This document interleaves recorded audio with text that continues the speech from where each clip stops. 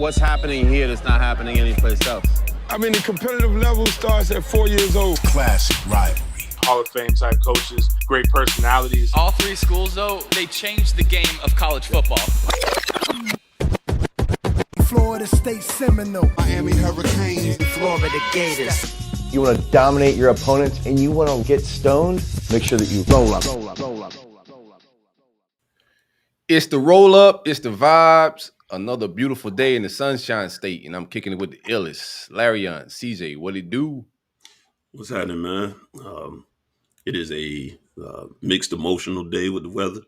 I don't know what's going on down here in Florida. I'm enjoying it. Let me say that. I'm not complaining because the heat here is aggressive, vicious, malicious.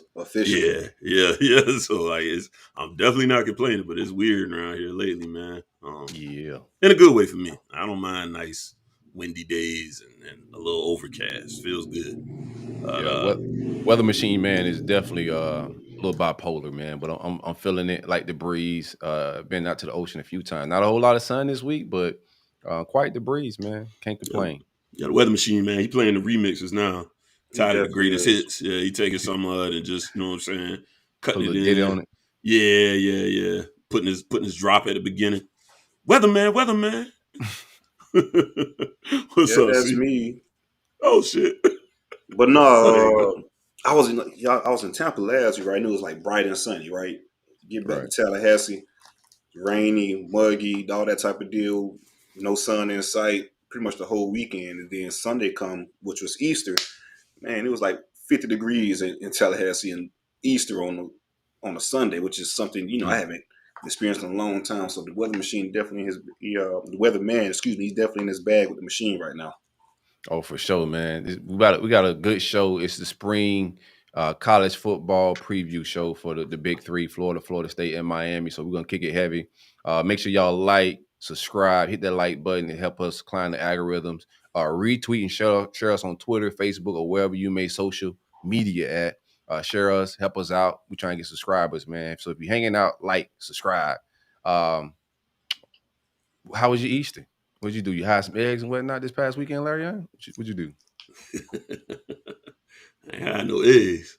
I hear something else though. They look for eggs. Nah, I wouldn't, bro. I ain't even stand up Easter. I ain't even know it was Easter until Easter. Like the actual day, and like people's like Happy Easter, and I was like, oh yeah, that's this weekend. I didn't do nothing, bro. Like I was just chilling. Like I don't know, man. I'm grown. What I'm gonna do? Put on the little short suit set. I ain't got no kids, so I ain't have to do none of that. Like I should do that though, like LeBron did, where he wore the little shorts and the suit jacket. I might pull that out for Easter from henceforth. But yeah, it wasn't nothing too much going on, man. I was kind of just chilling around the house, man. Just vibing out, running around a little bit. CJ, I know you probably had to get a little bit into the festivities a little more.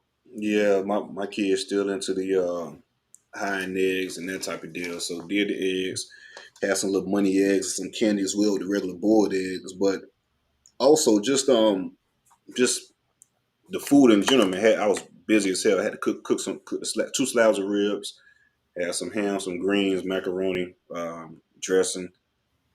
Candy yams as well. It old-fashioned shindig, boy. Swine. That's what I want to hear. Big swine, baby. Big swine. Now you want it hard and soft. Boy, it went from the snout to the butt, man. The whole thing. Give me that pig, man. See right, the whole thing. Just throw that bitch on, man. That's what we basically did. Oh yeah, we had some bacon. We had some bacon in the greens too, so we had the whole 9 yards. Boy, black folks gonna ruin vegetables and all with the pig, man. Pig earn a salary around here, bro. For real, pig be put in the blender for sure, man. Like, get our money's worth for the pig.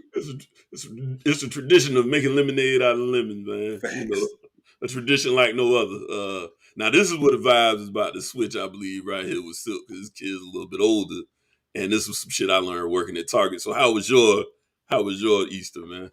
Oh no, we didn't get busy with it like we normally do. That's why I was gonna ask CJ. Like, what do you guys? Are your kids getting gifts and stuff like that for Easter, or like that's what I was doing in a basket? Like before in the past, we didn't do this. This year we got one thing and an outfit type joint. Like whatever you're gonna wear to church, cool, whatever. It was also my wife's birthday weekend, so I wasn't about to get busy with my pockets like that. So you got to be. I strategize this thing appropriately. So then do the big baskets. But do your kids get baskets, or they just doing the eggs and the money eggs? Yeah, this year we skipped on the basket. That was on me and they was on my ass. Or they was on my ass about it too. Like I said, these ribs. Yeah, for real. Bro. I gotta spend this money on damn ribs and facts. All this damn food in here. I talking about some damn a basket. But no, seriously, I got back on Friday or whatever. Then, like I said, that Saturday was raining pretty much all day. And then, lo and behold, this Sunday, I'm like, oh, shit, I ain't got no damn baskets. Well, y'all will be all right, man. Just put it on my tab. They definitely will remind me. All right. Yeah, when I worked too crazy with it. When I worked at Target, man, and this was, let's see, a little over, this was a long time ago. So you're talking 16, 17 years ago. And I worked there, you know, and people, I worked in the electronics department, man. And I did not realize how much like the electronics department would be booming for East. I was like, really? They get digital cameras, game systems. Like, I'm like, for Easter? Hey, bro, I was raised by the Roman parents, damn. Hey, lying. Oh, me too. Yeah, like all we used to get was that little basket with the plastic football in it. The little some with the hard some Cadbury eggs. Yeah, the generic set. When you walk in Walmart, they walk in. Right there. Yeah, as soon as you walk in, coloring book. Got some bubbles in that bitch too. Yeah, if you were spoiled, you got the real tall basket. You gotta have the bubbles. That's what really. You get you a kite on that joint. You know? See, you made a good point too, Larry. Back then it was like competition, but we had the toughest basketball. Right. Yeah, that's how you divide it. Like, you know, there was the little short one, then there was the medium, and then there was that big tall bad boy. The haves and the have-nots. Yeah, that was the competition there, man. But yeah, they definitely. I had no idea that real gifts were given out during Easter, video games and all that. I was like, oh man, it's like Christmas part 2 for these kids. Yeah, I got to hop on my daddy, man. I need some reparations. Yeah, I wish I would have raised me, man. I know, right? all the bullshit I'm buying these days, man. All right, let's get into some Big Three talk. Hold on, real quick, man. Let's speak about it, man. Yeah, real quick. We was talking about this. All three spring games for the Big Three that's throughout or whatnot, but we're throwing a tailgate as well. So if you guys are pulling up to Tallahassee, come hang out and grab your ticket to the tailgate. We got a link in the comment section. It's going to be a pretty big reunion. I think Kenny Shaw is going to pull up, James Wilder, Brian Stork. It's going to be like a bunch of 2013 guys. I want to say Devontae Freeman is the guy we're speaking to in regards to pulling up. Hasn't been confirmed officially yet, but it's going to be a good vibe, man. Come out and hang out. We got some tickets to a couple youth teams and stuff like that to get them into the game. So it's gonna be a pretty decent event. Grab your food, your liquor, just enjoy the spring vibes, man. A lot of people come to town and hang out for the spring game. Might as well cap it off or start it off rather with the tailgate and go ahead and bring the 2023 season in the right way. So grab your ticket. Link is in the bio. If you're pulling up to Tallahassee, definitely come by and holler at us, man. We got like I said, it's going to be some pretty decent guests that's pulling up. So come by and get your pictures, get your autographs, whatever you want to do, and come hang. A lot of them boys like to drink too, man. Grab a drink with them. I got to ask for the people, man. Did you run that list by Sanone? Make sure they were confirmed to pull up. Yeah, I had to run it by Sanone first, man. You feel me? Because everybody got to check in with Sanone first, you feel me? So I had to run the list by him. Make sure everything cool. He did confirm. He showed me, you know what I'm saying? He showed you? Right, he showed me the little... The shit the FSU gave it to him, so he had to make sure it was legit. So shout out to Sanone for making sure everybody check in and shit. The boys finna pull up on I Am Athlete. Right. He said they looking crazy in the face. And what they said. And Sanone will be back in the blend on Sunday defending himself. Posting the damn videos. They told me about CJ tailgate. Right. I can't make it this year, Florida State fans. I do apologize. I know y'all enjoy my presence in the city, smelling my cologne and whatnot. I got to go home this weekend, though. But I'll be there in spirit, man. Them two chicks definitely going to be looking for you. Oh, yeah. Some aunties, too. Yeah. You was on them last year. Had a good time, man. So the Florida pouring up about 3 or 4 shots, but them chicks take about 10 steps away from the tailgate. All coming up. Bruh. That was wild, though. Amateur hour. I'm like, how you a college student throwing up at a tailgate? Come on, man. Bruh. Bright as hell outside. We ain't even gotten to the real shenanigans yet. It can't be letting veteran drinkers like Larion just drink with college kids, man. It was set up. It was a setup from the go. Set up from the go. I'll teach you. Florida tailgate, not tailgate. Florida's spring game is tomorrow. Like CJ said, all the games start tomorrow, so we'll get the Florida tailgate tomorrow. Then what Miami's Friday? Yeah. Oh, I didn't know if you meant tomorrow's and Thursday. Yeah, Miami's Friday. Yeah. I'm sorry, Miami's Friday. Hey, did y'all boys call ahead of time and lock down trash pile? I know that should be a hassle to get that bitch this time of year. They're renting for birthday parties and shit. Right. You know what I'm saying? It's a lot of shenanigans in the spring. I know y'all got to get ahead of that type of stuff. Now, see, I went to y'all fucking spring game last year. It was not jam packed. Y'all could have used dry pink, and then it would have looked better than it did this last season. But you know what? Y'all flaw too. Y'all gonna show up this year. The number's gonna double this year. Watch. Oh, for sure. Y'all coming out that 10-win season. Yeah, last year, they didn't come out in large numbers. They was like, we'll see. But I do want to give them credit. I don't know if it was that week 0 game that got them hyped, but the motherfuckers definitely came out to New Orleans in full force. Sure. Oh yeah, you gotta. Well, I love New Orleans. I mean, you gotta travel to the Big N, baby. We can't you have a good time. Oh, you can lose. I mean, you definitely can. I'm not losing. Oh yeah, you're right. Yeah. You definitely can lose. It was definitely some L's for Florida State that weekend. The team won, but but the L was taken. It was some individual losses for sure. It was definitely some individual L's, man. Oh man. Hey, one time for the great. You gotta keep your head on the swivel and not get rolled up. In Orlando, at least we got the home field advantage for our Florida State guys this year. We need some get back. Y'all got to roll somebody up. Y'all got to rob somebody from LSU. We got to rougher they call us shit. I wouldn't suggest. I wouldn't suggest it. Go ahead with that. I lead them people on. That's hilarious, man. Boy, I'm leaving here with something. I'm from around the way. I'm leaving. If you're a roll-up fan from the last fall, you know exactly what we're talking about. Go listen to that episode after the New Orleans, Florida State LSU game, and then you can get a gist of what we're talking about. But great episode, great game. One time for the great folks at takeavaycay.com. Be sure to use coupon code ROLLUP at checkout for 15% off of all Delta 8 THC products. They have vapes in the flavors of cherry pie, bubblegum OG for the OGs, my favorite, Blue Dream, and also Trout Nana. They have gummies in the flavor of blue raspberry, kiwi, watermelon, and pomegranate. Man, take a VayCay. I don't smoke on the show. I pop me a gummy and I vibe out. Usually coast me. I take the stronger ones. So they got them in different levels. They got a beginner level, they got a medium level, and they got a professional level for the guys like me that do this as a pro. I went pro in something else, and it was Kush. So it depends on which level you at. So everybody can get something that works for them. One thing about edibles, most people's first experience is usually wild, but VayCay got it set off in a level. So if your mom want to try one, they have one low dosage, and if your pothead cousin need it, he can go for the high dosage. They also have products that aren't derived of THC. They have a sleepy gummy, which is derived of natural botanicals like ashwagandha, lemon balm, melatonin. Great for a nightcap. Instead of a glass of wine, you can do something healthy like take a gummy, and it'll help you wind in the evening on out, man. Coupon code ROLLUP at checkout for 15% off. TakeAVayCay.com. All of this is federally legal to your mailbox. The Jump Out Boys ain't pulling up on you. You ain't got to meet the plug in the alley by Walmart. None of that. Straight to your mailbox, discreet packaging. And give your moms one, even if she don't want one, man. Just enjoy it and record it for content. That's wise. I wouldn't do that. I would. I might do it myself. Oh, my mama listened to the show. Never mind. I forgot. She at least listened to the intro. Yeah, they're gonna cancel you for that joke.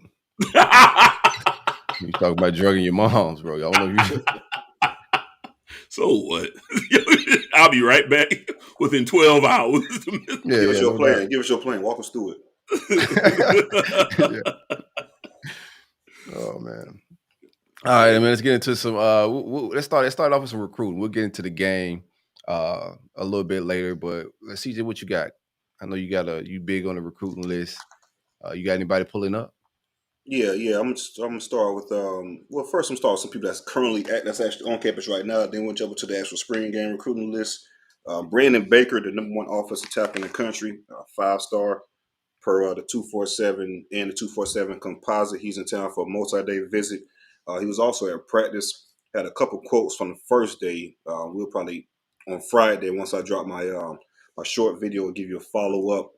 Excuse me, to the recap of the entirety of the visit, rather. But he said the practice was pretty intense. He loved the physicality of practice. Met with Coach Norvell, spoke highly of him. Say really liked the energy and didn't expect Mike to be so genuine in their conversation.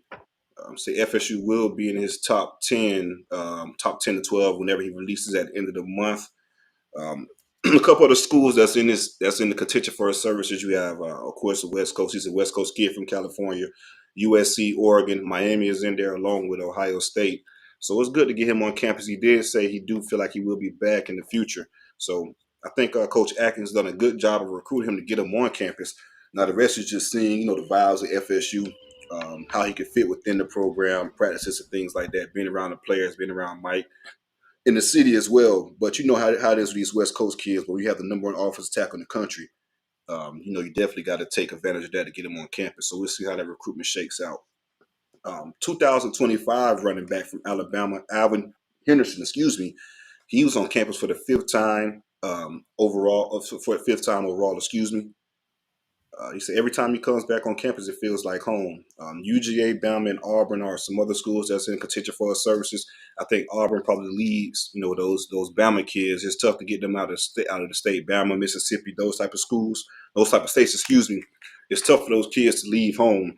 But he's been on campus 5 times. He's only a sophomore going into his junior year, which is pretty impressive. Had a big time year last year. The kid ran for over 2,600 yards. He had 47 touchdowns as a sophomore. So a lot of production from him. I think it's going to be a big-time blue-chip prospect during this cycle next year. Jumping to the recruiting list for this upcoming spring game. This list is still growing. We got a few in the fold, though. Luke Kromenhoek, let's start with Luke. Luke is the 4-star quarterback commit, and Luke kind of made some headlines over the weekend because he took a visit to Penn State. And shout out my boy Luke. Yeah, big Luke, man. That boy had me tripping when y'all threw that in the chat. He had to look twice. But yeah, this doing especially after the whole man. Right, I bet, man. Especially after the whole Aaron Nolan situation and stuff like that. God working mysterious ways in the big 3 is what I say. I said, bro, we've been talking greasy about this man quarterback situation and the QB2. I said, boy, if Luke flip right now, this is the right combination I need to go for the haters on both of these programs. Man. Oh yeah, the shit. Because I've been talking hella shit. Even Miami fans will be able to double back and troll me if that do happen. But shout out to Chip Green, man. I want to read this comment, so you got to go back to that NO show just for the jokes. Yeah, it was a classic for sure. It was definitely a classic. But yeah, so Luke was on Penn State campus, just doing some backstories and getting some information on it. The mother's side of the family is Penn State fans. But Luke did kind of, once shit get on social media and stuff, pretty much like the Jeremiah Smith situation. Once to get on social media and stuff, he had to kind of die down a little bit and say, I'm a know and all that type of deal. He didn't say he ain't visiting no more like Jeremiah. But yeah, so he pretty much walked it down. He is scheduled to be on campus this weekend. I don't want to look too much in him because I do know Penn State is getting ready to take another quarterback commit. I forget the kid's name, but he should be committing pretty soon. Buren. Yeah, he has a bunch of crystal balls and stuff for Penn State. So I definitely don't see Luke being a part of 2 quarterback class. I don't see that at all. I don't even see him flipping, to be honest with you. But I don't know, if Penn State wasn't, go ahead. Yeah, Manny been doing this thing now. Manny Diaz decided running down on Florida programs right now, bro. Yeah, he got chip on his shoulder. Yeah, I see it. When he got the 2 corners from Mandarin, trying to flip Luke as well. So they definitely got their eyes within the big 3. And hell, even prior to that, they had Conrad Hussey committed. So in the 2023 recruiting class, so they definitely cherry picking in Florida. So they owe you one. They do. Not big Luke, though, baby. Y'all smelling Manny cologne down there, Luke. I like Manny. Manny shit still fresh for sure. Yeah. But yeah, so Luke, he did. He's going to be on campus this weekend. We'll see how that visit goes. I'm pretty sure pretty good as usual, but it is something to watch out for, especially when the quarterback is talking about taking visits and taking multiple visits at that. So it'll be something to monitor moving forward with Luke Kromenhoek. but he's probably, I think he is the bell cow of the class. I think that's on the last year. I think Luke is going to be a top 50 prospect overall. I wouldn't be surprised if at some point in the cycle Luke gets a 5th star. I really think he's that damn good, to be honest with you. It'll definitely hurt to lose him if it does unfold like that. So got to put your recruiting hats back on and keep Luke in the fold. 4-star running back commit Cam Davis. He's going to be on campus again. I think Cam was actually on UF campus this past weekend.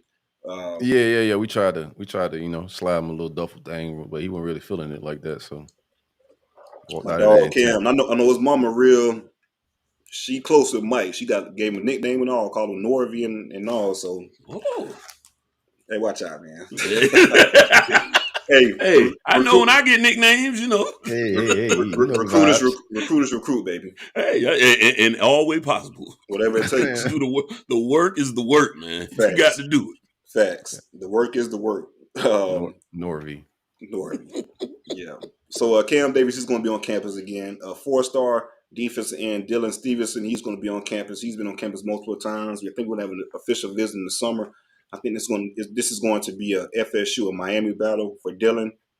He's from Columbus, which is Mario Cristobal's alma mater, so that's something to watch out for. I'm not getting into all the names. Just a couple that's important to say the least. Jason Zandamela, 4-star offensive guard, probably one of the best interior linemen in the country. He is a former teammate rather of current FSU left tackle Lucas Simmons, so the relationship has been there. I think FSU is going to keep chipping away at this recruitment. I think he's going to end up in this class sooner or later. Jaden Parrish, the recent FSU linebacker commit, he's going to be on campus as well.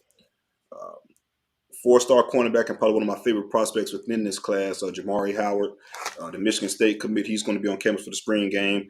Like we've been talking about him, past couple shows. I think it's going to be a FSU, UF, and Miami battle for him. So it's going to be good to get Jamari back on campus as well. He's been on campus multiple times. 4-star safety Ricardo Jones. He's one of my favorite safeties as well from Georgia. He's going to be on campus. Like we said the last show as well, the safety position for FSU, they've been recruiting a lot of safeties. So I think this is going to shake out sooner or later. I know Jordan Pride has been flirting with other schools and possibly looking to decommit, and FSU's been doing their due diligence in regards to recruiting multiple safeties. We had the 5-star KJ Bolden on campus. I'm really high on Brandon Jacobs, the 4-star safety out of Orlando. And then we have Ricardo Jones, a 4-star safety out of Georgia. So he's going to be on campus as well. Again, so it's going to be interesting to see how that safety room or commitment list rather shakes out. 4-star athlete BJ Gibson, he's going to be on campus. 2-sport athlete, plays baseball as well as a receiver, was committed to Tennessee previously for baseball. He's been on campus multiple times as well. And 4-star athlete Amir Jackson, he's going to be on campus. That's all I got from the recruiting standpoint as of right now. I think it's Wednesday. This list is going to grow even more. So whenever I drop the short on Friday, anybody that I did not mention or miss during this time, I definitely have it for you guys on that short when I drop it on Friday. Already. Like, subscribe, and also follow us on Instagram, man, where we drop a lot of these shorts. We drop it on YouTube, but we keep it our Instagram stories and our short form content flowing on Instagram as well. So Roll Up Network on Instagram, pull up, hang out with us. You know the vibes. 100%, man. You got more or you done? No, I'm done. You got it. Okay. All right. One time for Birdman. Y'all finish? Y'all finish or y'all done? Done. No, forever a legend for tucking them seats in, man. Yeah, man. That was the best part of that whole outrage to me, is to sit there and be angry, and gently curse out your enemy, and then as you get up, you push the chair under because you was raised right. And I ain't gonna say it no more. That's the end of this. What's that? I ain't gonna say it no more. I love that part. That was kind of That was kind of. Deion froze. Froze up, man. My favorite part of the interview went. Go ahead. No, you froze. You froze, but go ahead. Finish what you were saying. You kind of froze. What were you saying? You froze up. Oh, no. I said I just think that's like a highly underrated part of that whole thing, is because you raised in the South, man. It's just you raised with some manners, and you gonna take your time. I don't care where you at. You push that damn chair back under that table like you found it, man. You definitely did that. You about to say so? Now, my favorite part of that was when Charlamagne said, "Why you said Ross?" Yeah, why you put up on Ross? Like, Birdman, I'm pulling up on you like that. On you like that, I know, but Hey, still. but real talk, I was just But saying how still. calm he was talking, right? How calm he was talking. Once he said Ross, though, that voice Took the toothpick out. raised a little bit. You feel me? Yeah, he took the toothpick out. Then I'm pulling up on you. Well, I'd rather that you didn't. Okay, I'm not a gangster rapper. Right. Like, Charlamagne definitely go pull that card. Like, nah, bro, that ain't my bag. I'm just calling it how it is. Play both sides, man. Disrespect and just talking out of bounds. Just talking out of bounds, man. Your profession and what you do for a living don't matter once you're out of bounds, bro. That's just whatever. We ain't finna get into that, man. Recruiting talk, man. I got to commit out of the slave belt. Didn't think we could pull this kid. We were able to pull it off. Kanan Daniels, running back out of West Point, Mississippi. Plays a little wildcat quarterback on that team. It looks like yeah, bro. We pulled it off. He visited March 11th. This had the battle. Y'all gotta stay on that, boy. That's what they're saying. That's what the Mississippi message boards are saying. They must have got him with an NIL deal. We'll get him in the end. This battle isn't over. I think Mississippi State struggling from the Leach situation. I don't know if a lot of the local kids are feeling that situation. Point too, especially after he passed. And that's a good point. I didn't even think about that. Yeah, forgot all about that. They hired from within and just promoted. So I don't know if everybody in that area is feeling the direction of the program right now after Leach transitioned and passed away. But we offered this kid on the 11th. He was feeling the vibe. So when he left, ended up coming back last week for a practice. Committed on the spot at that practice, but he made it verbal this past Tuesday, which was yesterday. I don't know why I'm saying Tuesday. He was one of the guys I had on my commit watch at the game. I had received word that he was going to possibly pop at the game. It was pretty much down to him for running back 2. We had Chauncey Bowens, the running back out of Benjamin High School right here in the 561. He's our running back 1. Running back 2 was down to my man Kanan Daniels and Jordan Lau from St. Thomas Aquinas. And it was pretty yeah, he's nice. It was pretty much who pulled the trigger first. A lot of buzz. We had Jared Gibson on campus last week, and also your man Cam from Florida State. So we were creating an environment where, you make it a little antsy as well. Like these guys are looking to close on running back too. So getting him to pop was a big deal. Did it before the spring game. We should have some more fireworks, at least 2 more at the spring game. I'm gonna say at least 1 more, but I got 2 on my watch list, possibly 3. Let me get into some visits for the spring game. We have Colin Simmons, number 1 edge rusher. Xavier Fasami out of Texas, number 2 safety. Quarterback commit DJ Lagway.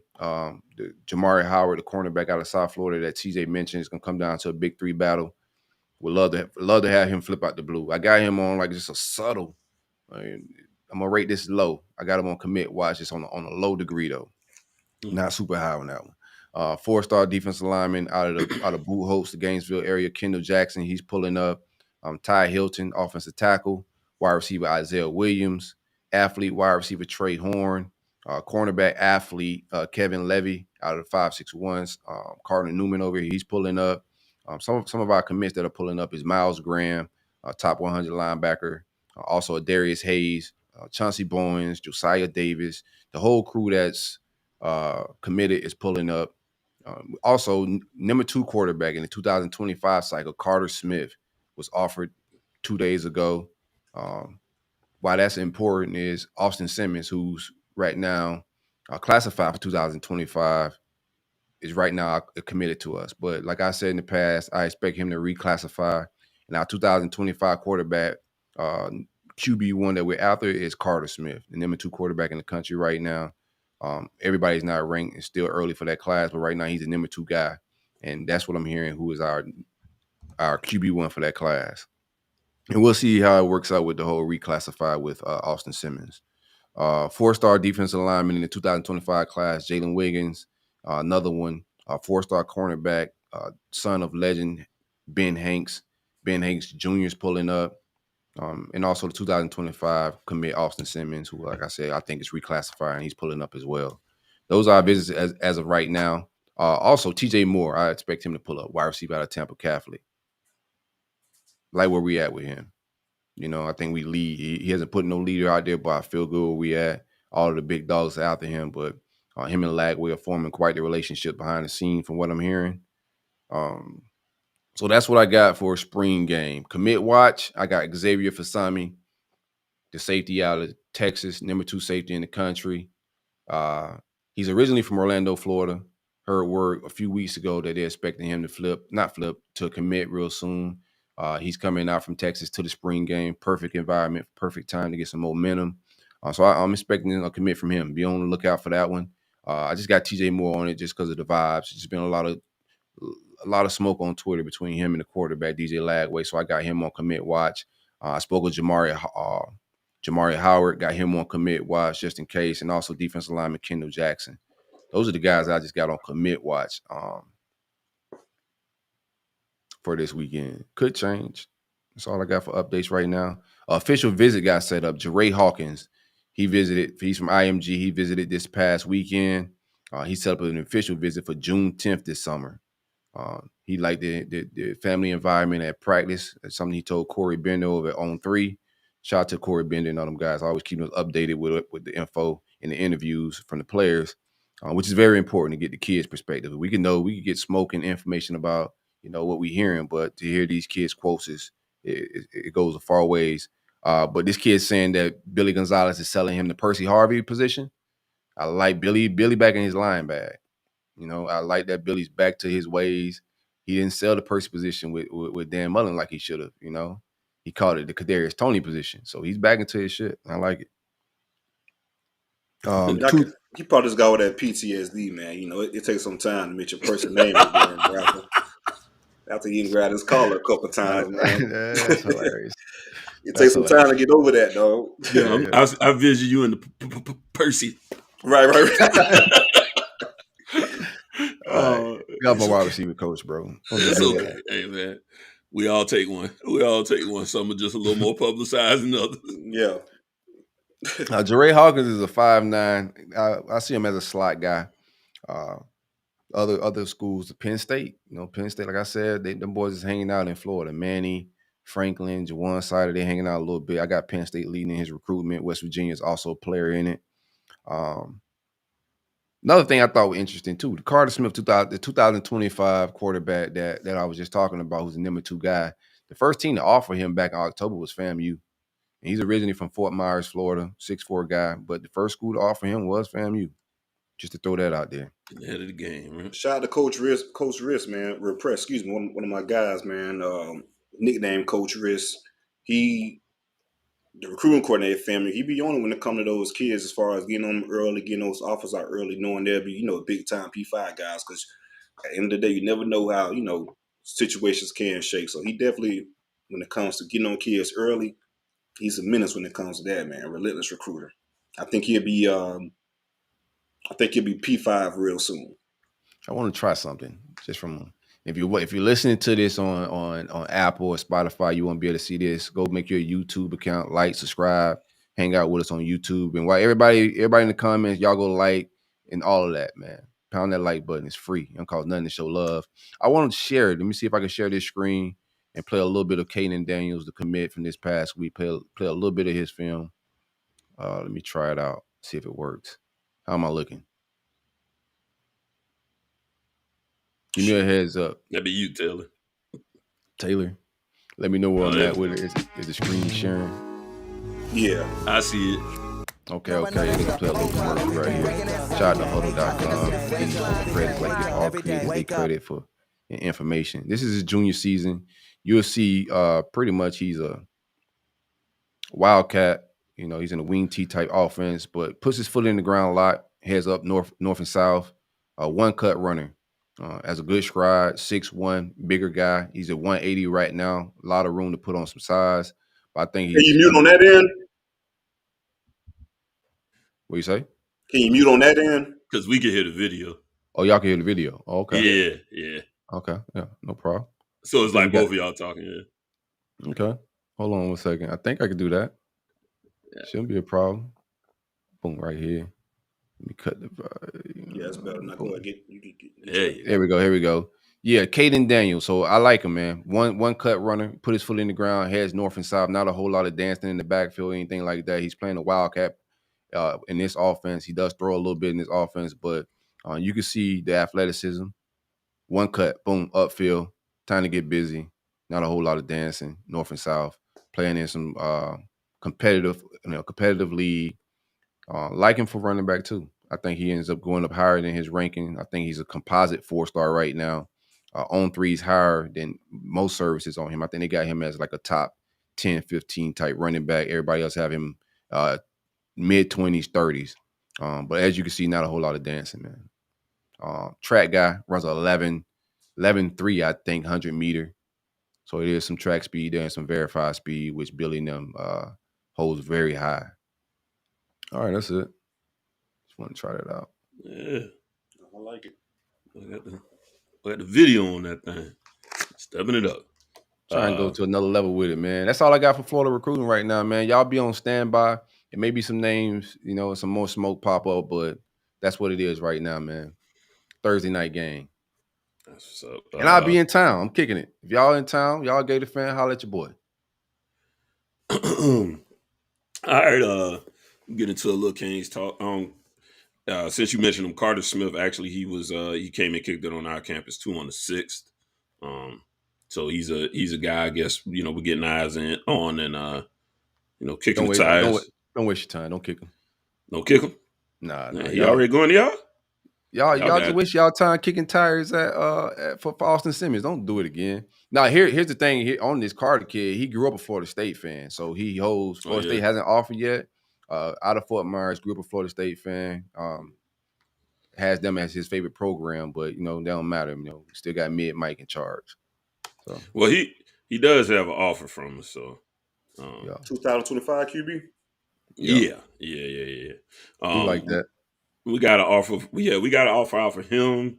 Like I said, he did swing through. Said he was digging the vibes around the campus, whatever. Everybody, I think they just be reading too many jokes and think we still in like that what do you call it now? That the trailer on the outside of the school. I know what we used to call it. I don't know what you can call it now. Yeah, the trailer, the portable trailer. Yeah, the one on the outside for the other GED. kids. There's a group. There's a group over there. Yeah, several groups. They don't change classes when the bell rings. Right. Yeah. So a lot of the kids get up and that's one of the first things you hear. Pleasantly surprised by the facilities. And also, a lot of new stuff coming. Thanks to all the trolling. So, continue to build. Bullying works. Hey man, whatever it takes. Whatever it takes. I don't care nothing about none of that. Eventually, joke me into victory, baby. I don't mind. Is it a good time to talk about y'all recruiting vibes? That's one thing we can't do. Is this a good moment to talk about y'all recruiting vibes? How y'all had 2 staffers. Shout out to my man Van Dyke, who's a friend of the show. We big DVD fans over here, man. We all rock with him. But DVD put out a PSA telling the fans to calm down. They harassing the recruits, and y'all disturbing the peace a little bit. Oh, okay. We get into that real quick. The Jeremiah Smith situation. Just for the people that may not be versed on Twitter and understand what's going on, let's give them a little synopsis of the situation. So essentially, long story less long. Honestly, it's really not all that complicated. It's these kids. It was funny. I was on the space last night, and Malik Rozier pulled up in there. And he made a great point that these kids these days can't really just turn off social media because they got NIL situations and stuff. So they kind of have to be immersed in social media to a degree. And so therefore, your name's going to be out there, especially when you're a high profile guy like Jeremiah. And basically there was a conversation going back and forth, I guess, between a couple of guys on Twitter. And they said something to the effect, one of the guys said something to the effect of, why you keep coming on campus if you're not going to commit? And then he retweeted it. Jeremiah Smith retweeted it and said, I ain't coming back to campus with the little 100 emoji at the end.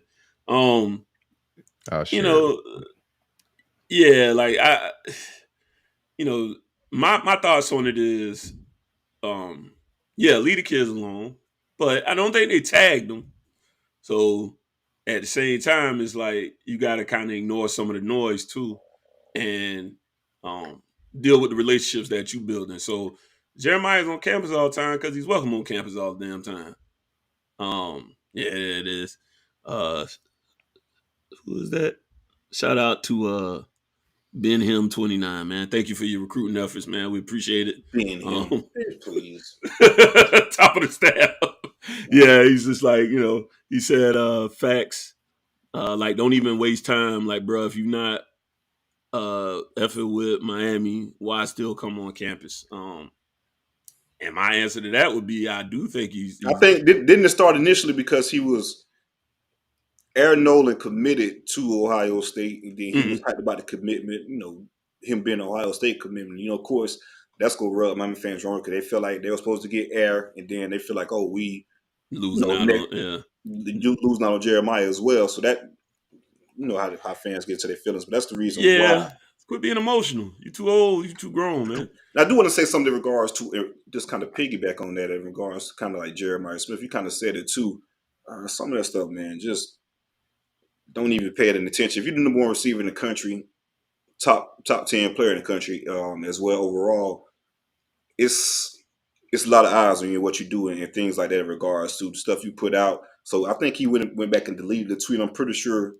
I'm like 90% sure he's gonna be back on Miami campus in some damn capacity, this, that, and other. But like just like Herman Met would say, man, don't press send on that type of stuff. If you putting that type of stuff out in the atmosphere, then you got 247 on 3 reporters. Oh, Jeremiah axes out Miami. You got Uncle Silk. Oh yeah, you gonna get that trolling. Like you gonna get the whole 9 yards, and people using those words basically saying you're done with Miami. Then on the flip, you gonna come back and still visit Miami and keep them in the recruitment. Just be weird that type of stuff in regards to what you put out there, especially if you're that high profile of a recruit, because people tend to hold on to that type of stuff and make it bigger than what it is. Put it that way. But if you just don't hit send and just be pissed off or whatever behind closed doors, then it won't be that type of issue. I'm 100% sure he's still entertaining Miami, though. I need to see some of these fans ticket punches. If you ain't enrolled in the school, you don't go to no games. Don't be telling these kids when to visit. Just fan, bro. Like y'all need to learn the level of fan y'all really is sometimes, bro. If you ain't got no pictures in the stands, or you sitting at them empty games and you ain't attending. Motherfuckers ain't even going to the games. Come on, bro. Don't tell these kids when to visit why you care? Well, you visit, motherfucker. How about that? You yeah. Shit. I think it's the funniest thing to be like, man, don't even come around no more. What are you talking about? Listen, and that shows me that you're out of touch. Because the more he visit, that's a good sign. That's how this works, bro. It's not a bad thing. It's not a bad thing. You gotta be in it to win it, bro. Right. Maybe you got Sony Michelle PTSD, man, but you gotta let that old stuff go. The vibes I get, and I think that's why you got a person like DVD saying, yo, shut up, basically. Like, we're doing good work with Jeremiah. You just need to calm down and mind your business. The motherfucker there. You're going well. Can we work? Can you allow us to work? Can you just be a fan, man? You go. Cause see, the thing is we lie, all the time, especially when things go bad about, oh man, next year if we own this and we own that, I ain't doing. Right. Yes, you is. You're gonna be right there. You're gonna be sitting there every Saturday, in front of your TV. In front of your TV, right? Talking shit and pissed off about how Mario got to go, or how Manny got to go, or how Mark got to go, or how whoever got to go. But you're gonna pull back up. So, say some of that stuff for the private chats. We talk about kids. I'm in like 2 Miami chats. Talk about kids all the time in private. And it should stay that way and stay behind those walls, good or bad. Just because they're kids, and we're grown men having a discussion about kids coming to the school that we root for. But you got to keep it in that perspective. Don't be goofy. And you won't make the summer jam screen. So Jeremiah will be back, man. I apologize for the goofies, man. Every fan base got them, dog. I can't control them all. Oh, 100%. We got a whole hive of Colorado transfers, man. Boy, they gonna feel real different when they start seeing all them CUs in the top 10s and all that don't pan out like y'all thought it would, man. They like prime, man. I got a clip I'm gonna share later, man, of some Colorado spring practice, man. Get back to your Miami stuff. Wow. Yeah, that was a long. Boy, had a Make-A-Wish kid out there, man. That's crazy. Oh boy. Anyways, so yeah, we in contact with Carter and real quick, 2025 quarterback Antoine Hill Jr. I got a chance actually this morning to look at some of his film. I like kid. He looked like he might be like that. So he's a 2025 QB that we go ahead and extended an offer to try to get some traction going there. And I guess obviously in recruiting, Aaron Nolan did decide to go ahead and commit to Ohio State. So that was a situation where once I got a little bit of information, the writing had kind of been on the wall for a while. It just wasn't, I don't think, as publicly out there as most of us had. It wasn't public information like that. I'll just put it that way. And so he made a decision to go to Ohio State. Can't knock it. Those guys got a great system in place. And they got first round quarterbacks. So made sense. He decided to go to a place where they're churning them out. So he's going to take his talents out that way. Best of luck to him. We got his replacement though before he even made that decision. We got ahead of the game, and replacement. You muted, Silk. We went ahead and took my man Judd Anderson, and conceded. I ain't never seen Mario act like this. Mario conceded, man. Hey man, what you gonna do? He got the same telephone call. The coaches. He gonna beg you to the bro must to the finish line. To the finish line, he must get block numbers. He had to do something for Mario. No means no. Yeah, he had to do something. I don't think Mario ain't got that. Mario ain't got that closer Ruiz on the trail with him. I don't think, man. He's like, I ain't got my closer with me. Let me fold his tent. Yeah, Ruiz was at spring practice. He was just at spring practice. Been shrugging no checks out there, bitch. Yeah, he was at spring practice. Yeah. The money wasn't. Y'all gonna stop about that, man. Money too. No, we just talking about that. We just talking about the NIL checks. I don't know where he personally at. The checks is cool. The checks is still cool. Everybody check cashing. Oh, we're gonna see, because he still got to pay them twin girls too. Even if they don't play ball, you still got to pay them in name, image, and likeness, and they backed out of that. So all this gonna be interesting, man. Every 2 weeks, man. Every 2 weeks, taxes come out of it, everything, man. I think someone was mentioning y'all plan on taking two. Don't worry, because y'all plan on taking 2 quarterbacks. That was always the plan, yeah. Okay, my question is how these quarterbacks come in. Who's out there? Exactly. For you guys, yeah. So who could we have taken, right? That you make a good point. The elite arms are for 85% of them are already spoken for. So really, the only thing we had left was Nolan. We were with Van Buren for some time. I just don't think they were as high on him in general. So I think y'all finished like third or some people think y'all finished like third or fourth for Nolan. That's what's really possibly crazy. Yeah. I mean, because I did hear Alabama. And the reason I kind of, again, shout out to Malik. Malik said he wasn't that impressed with their QB from what he got to see. So I was like, Julian Sayin, I want to say.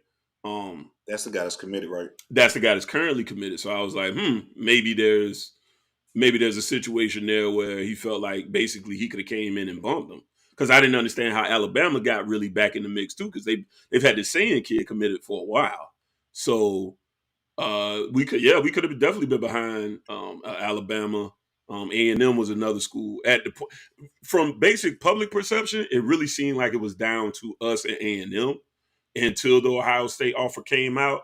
And then I started to do a little more research. So yeah, I could definitely see where we might have slid all the way down to third or fourth at that point. And part of that is, I mean, you got to show and prove something, right? Ohio State has a good tradition of at least putting up points and quarterbacks airing it out. I mean, that's something they do and have been doing for, 20 plus years. So this is something that they systematically do well. We got to show and prove. Can I play some godly advocate? I don't like to say devil's advocate. Go ahead. I play some godly advocate. Do you think, because quarterbacks like to choose early and relationships just matter so much. Y'all offensive coordinator took a long time to make that hire. Do you think that affected y'all quarterback recruiting? Not when you just mean in general. Yeah, so from a relationship in general, I can see that. Multiple quarterbacks to be in the shoot for multiple quarterbacks, because you got to keep in mind he's coming from Houston, right? So Houston, does a pretty good job with QBs as well. But it's not going to be the same. It's not going to be in the same breath as these bigger schools. Yeah. So that was kind of a ace in the hole we had to with the Nolan situation, because they did already have a relationship. He was recruiting them hard from the Houston situation. Yeah, I can agree there. I can agree. It was a little late getting them in, and then, like I said, it's so hard because these kids, like, you usually get your QB if you're doing well. Your top flight QB, you usually get the cycle before. If you're lucky, you can try to get them locked in early, and then Penn State may try and come take them. So you just, to this point, though, man, life happens that way. Out of the top 25 quarterbacks in the 247 rankings, only 4 uncommitted. Right. One of those being the kid that we're just talking about that's going to go to Penn State eventually, Van Buren, and then the other one. I wouldn't count Oregon out on that one either just yet, but I have seen Penn State rolling in. Okay, and the last one is Dylan, the number one player in the country, Dylan. That's a Georgia. Oh, Rayola. Yeah, Rayola. That's looking like Georgia. So really, only 2 out of that top 25 that's uncommitted. Right. Yeah, So those you got to get quarterbacks to work early. Correct. Yeah, you got to get to work on this cycle. Now, like you said, Mario relentless, so I don't think he just gonna quit. And especially, we need some advertisement from TVD this year, and hopefully we can get some really from Jakari, because if you come in, you definitely have an opportunity, especially as an outside receiver, to play at Miami early. But it ain't gonna be with whatever quarterback in this class, more than likely. It should be Jakari. He is making strides. So hopefully he can get some advertisement out there this year too, and try to sell that on the trail a little bit. But yeah, that went how it went. I ain't cried nothing. I made a hype video that I had to delete. Don't you hate when that happens?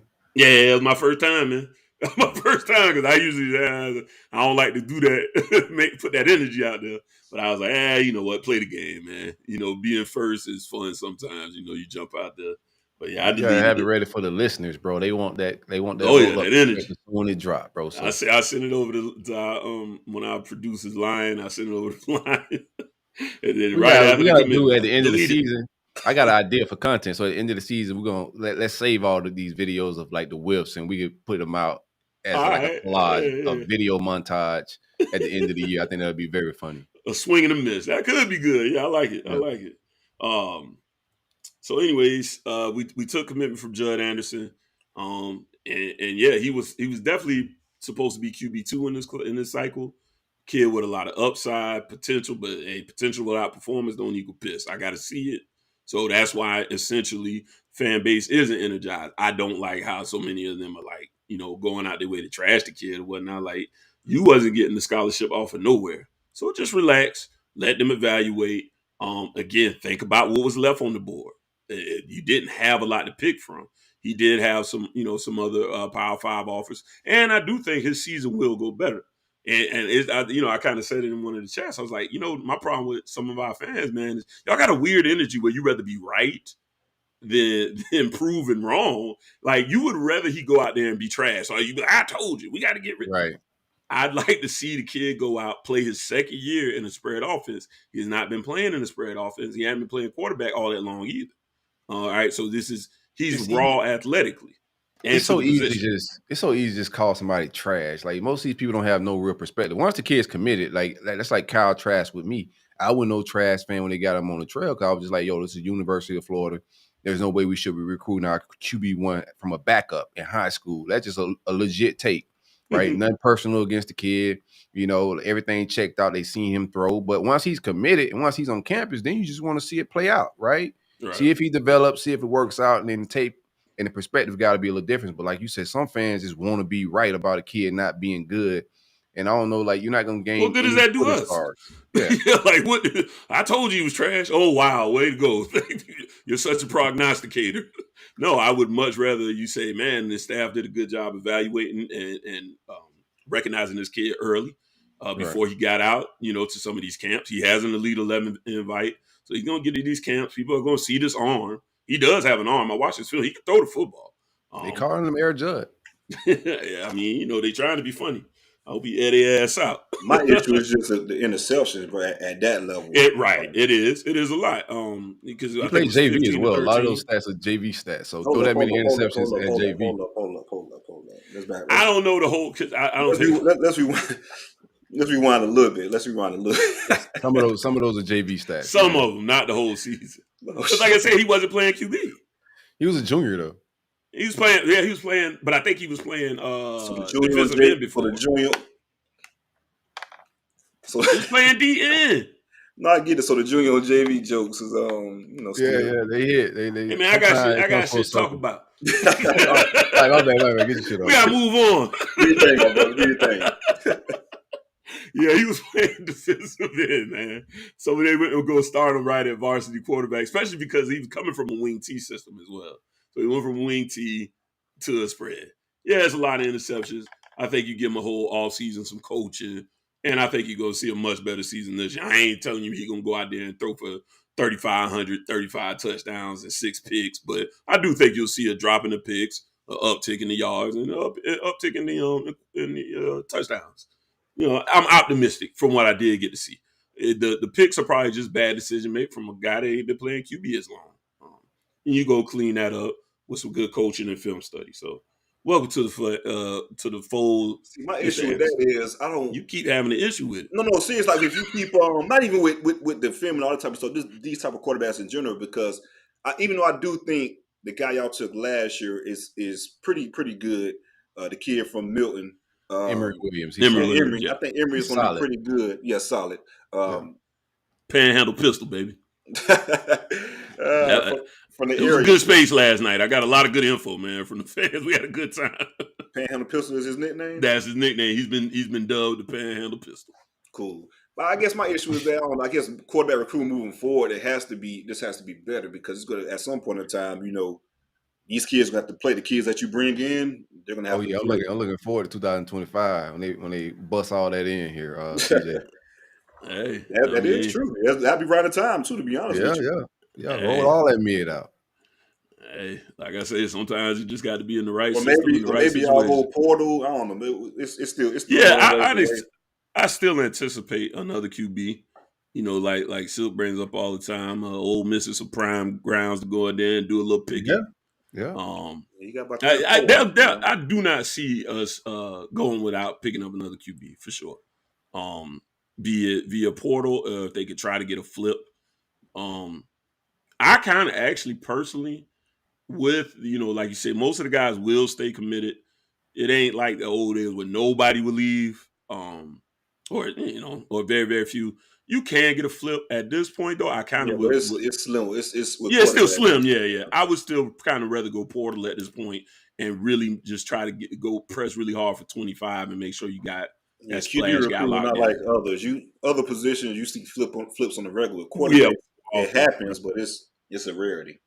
Yeah, it depends. As man, it takes. Yeah, and it takes a big check that may never get written. Yeah, that'll do it. We had our 2 QBs. He ended up going to neither school. Joker went to Arizona State. Wouldn't even let the boy make his own decision. And it's Arizona State. It's Arizona State. You got a bicycle out there, man. He vibing. Never mind. I ain't gonna get in that situation. But I've been public about saying just something about me just don't like that situation. And I wish he would have actually went to Florida because I think that's what he really wanted to do. I think he got manipulated into everything. The Miami thing I think was manipulation. I think Florida is where he wanted to land. And then he got manipulated right back into going to play. I think he's looking over his shoulder a little bit at DJ Lagway as well. So you might want to get a money grab. And I think Florida was looking at that as well. That if DJ Lagway and he's everything you think he is, while Rashad is a 4-star guy, there's a lot of skills that you like. But DJ Lagway is looked at as like a Tim Tebow, a Jameis Winston type guy that's coming in to take over when he get on campus. So I think he's looking over his shoulder a little bit as well. Him and his pops know the landscape of quarterbacks, and that kid committed right before all of this happened as well. So I think regardless if he would have committed to us, I think eventually he would have been in the portal. It's just you could just see it there, man. So regardless who won, if he got on campus, I don't think he was going to finish his career at the University of Florida. Good take. I forgot about the Lagway thing. All right, let's see what else we got there. Yeah, you got Lagway coming in. This check got to clear, bro. I need this check to clear because it's a killer coming right behind me, man. Need y'all to with these funds, man. All right, well, we'll get into some visitors we had.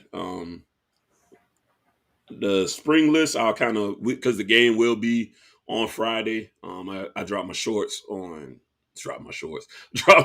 video content. That sounds crazy. Sounds the same, right?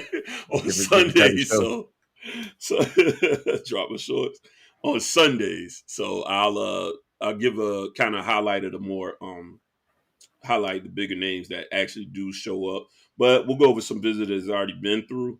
And a few guys that'll be coming up really pretty much as you guys be hearing this on Thursday. If you're not listening live, a few other guys plan on coming to the spring game. So 3-star linebacker Chris Cole out of Virginia. He just left hanging around campus. He is Rohan Marley's nephew. So we have a little just offer him as well. Yeah, he's got a pretty impressive offer list. UGA's up there. He locked in an official visit with us on June 22nd. I think that's the week after he'll be going to see UGA, or the week before, one or two. But he's got an official locked in with UGA as well. So if we're talking about the same kid, he's like 6'1". I didn't like his weight, his size. I thought he was like a safety weight, and like 6'1", 180 or something like that. That's small for a safety, to be honest with you.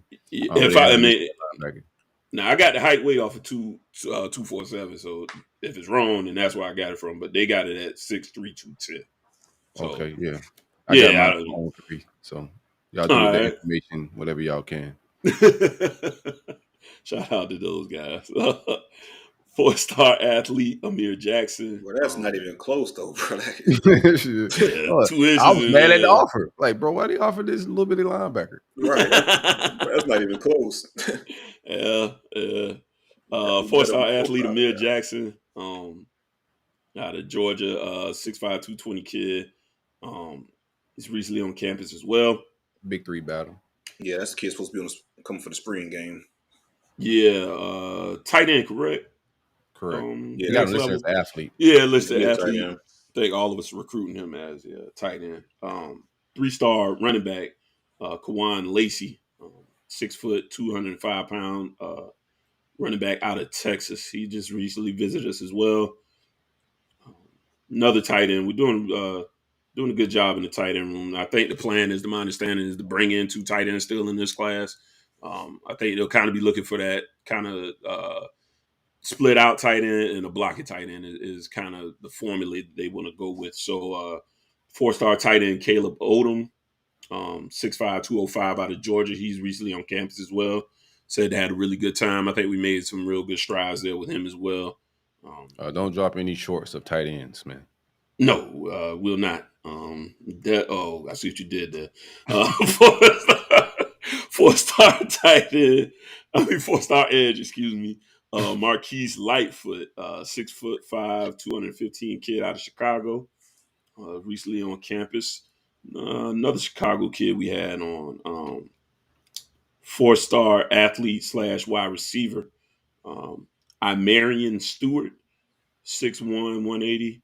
Like I said, another Chicago kid. 4-star safety / linebacker, Cameron Pruitt, 6'3", 190 out of Alabama. I think we're definitely looking at him. Alabama? Yeah, not that one. Jeremy outside kids. He definitely outside if this is his kid. They don't have the same melatonin, but so does Tony Erlacher. He's you right about that, right? He's he would rather he prefers to play linebacker, and that is what we're recruiting him at. He's already pretty big, like I say, 6'3", 190, so good frame, and obviously a pattern of what they're trying to do in that room. The JUCO grad I brought up last week, Jaquay Jackson, he's actually will be in town tomorrow or today, depending on how you guys are listening. And he'll be starting off a visit for a couple of days. He's a kid. He's only got a year left. But obviously, as an outside receiver, our room is attractive in that way. So we'll see if they can make some good traction there. 4-star offensive tackle Daniel Calhoun, 6'7", 355 kid out of Georgia. He was on campus as well. Said we made some headway with him. He's got his 4 official visits locked in, so we're battling out for the 5th spot. with Ohio State, Auburn, and Florida is kind of the perceived contenders for his 5th visit. I think the other ones that are locked in is like Georgia, Texas, Tennessee, and I'm drawing a blank on the other one. But like I said, in a fight right there to hopefully make some headway and possibly get that official visit locked in. Who that? Daniel Calhoun, big kid, 6'7", 355, out of Georgia. I don't know if you guys have had him on campus yet, but they listed y'all as a name that we kind of be fighting for, trying to see if we can get him for that official. 4-star safety Xavier Mincy, out of Mainland. He was also Big 3 battle. Yeah, he was also on campus the other day. So, a few more guys that we got coming up. We got Lawrence McCoy, 4-star athlete / wide receiver, 6 foot 170 out of Miami Central, supposed to be on campus starting Thursday. Inside 4-star inside offensive lineman Liam Andrews, 6'5", 260 out of Massachusetts. He is also supposed to be on campus starting on Thursday. He's familiar with Pancake Honcho, my man Samson Okalola. They worked out together in the past, so there's a bit of a relationship there. Gotta keep an eye on 4-star wide receiver Braylon Staley out of South Carolina, 6 foot 175 wide receiver, will also be on campus starting on Thursday. And Juan Minaya. It's a name I brought up a long time ago. The staff seems to be still really high on him. He's still unranked. I looked up his rating today. He's still unranked, but he'll be in for the spring game. And 4-star defensive lineman Jericho Johnson, big kid out of Cali, 6'4", 300. He's also going to be in the spring game. And that's about it as far as. Let's play a quick clip of Daniel Calhoun, the defensive tackle you were talking about out of Marietta, Georgia. Real quick. Just because we can, you know what I'm saying? Flex a little bit. Yeah, why not, man? Stop it, cat. Oh, he's trying to ruin my show. While you pulling that up, got a man breaking news as far as not nothing like that. As far as the tailgate, just got word that Peter Ward and Snoop Minnis will be coming to hang out at the tailgate for the spring game. Shit. Man, let me call Sanone, bro. Sanone for real, nah, man. Got Peter. Going to screenshot. He gonna take a picture of that list they sent him. Damn it, this is who they said was going to be there, damn it. Right. Yeah. So definitely grab your ticket now, man. We got some legends pulling up Pete Ward and Snoop Minnis, man. Snoop, big friend of the show. So I'm going to definitely get him Pete here to try to get him on so we get that conversation for sure. We got to get that Pete conversation, man. We down to pull up at wherever Pete at, too, if we got to travel to do this thing in person, or we can do it via the internet. Shout out to that, bro. Love that, man. Y'all boys are hanging out. They got the confetti. They still swimming in confetti. They've been doing this shit since New Orleans, bro. Y'all about to have a good time in the capital. Oh, yeah, man. It should be a good one, man. So definitely pull up, grab a ticket. Link is in the comments. Yeah, y'all lucky I'm busy, man. Y'all lucky I'm busy. Come out there and entertain y'all legends, man. The last a little bit of information. I forgot one offer that went out that I thought was very interesting. This kid's out of Durham, North Carolina. He's only received 3 Power 5 offers right now. And that was like Tuesday when we offered. He was on campus. Nnamdi Ogboko, 6'5", 320-pound defensive tackle. Very big kid. Has 0 stars on most platforms when you look at the recruiting services. But if you can look at his film, very impressive kid. I don't want to get too carried away with the film and all that, but very impressive kid. I expect him to go up the rankings quite a bit. As he's starting to hit the seam in camp a little bit, but huge kid, African, Nnamdi Ogboko, something like that. I'm pretty sure I got that right. It sounds great. It sounds good. I had to see it on paper, but I like it. Was you able to pull the video? I played it already. Y'all didn't see it? Oh hell no! Nah. It ain't come on our side. Okay, well it Oh, don't it matter. did? Yeah, All right. if you got to see it, or if the people can see it, we'll figure that part out on the I'm playback. sorry I didn't get to play. I can play the Nnamdi video real quick, but no, let's get to some spring football. Everybody want to hear some spring football talk. One time for the great folks at State Farm Insurance, my man Alan Horne. Be sure to visit AlanHorneInsurance.com for anything you may need insured. Your life, your vehicle, your home. Hurricane season is amongst us. Make sure everything's covered and everything's intact. So when your roof blow off, you got somebody to call. Like I said, Alan Horne Insurance, which is a State Farm provider.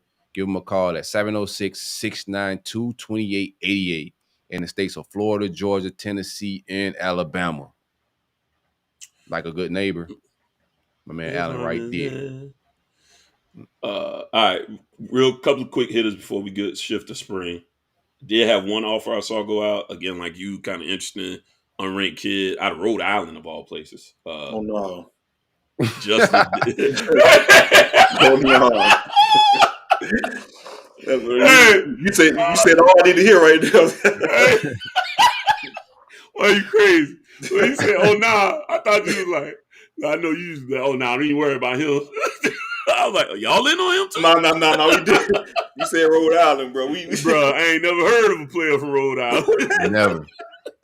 6'2", 185-pound athlete Justin Denson out of. Oh no, we offer him. Yeah, no, y'all did too. Okay, I saw Is that the kid you talked about last show? You mentioned last show. Yeah, okay. So we just saw y'all list and say, "Hey, offer that kid too." Yeah, y'all seen Corey Raymond work, and he's like, let me follow him. That's who I said everybody following Mel Tucker on. Mel Tucker was the first one to go out to this kid. And I said everybody watching Mel Tucker's work and following up on a lot of these prospects, man. Boy, nobody going to no damn Michigan State. Just go and give me that name. When you get the name, before you send it to them, send it to me too.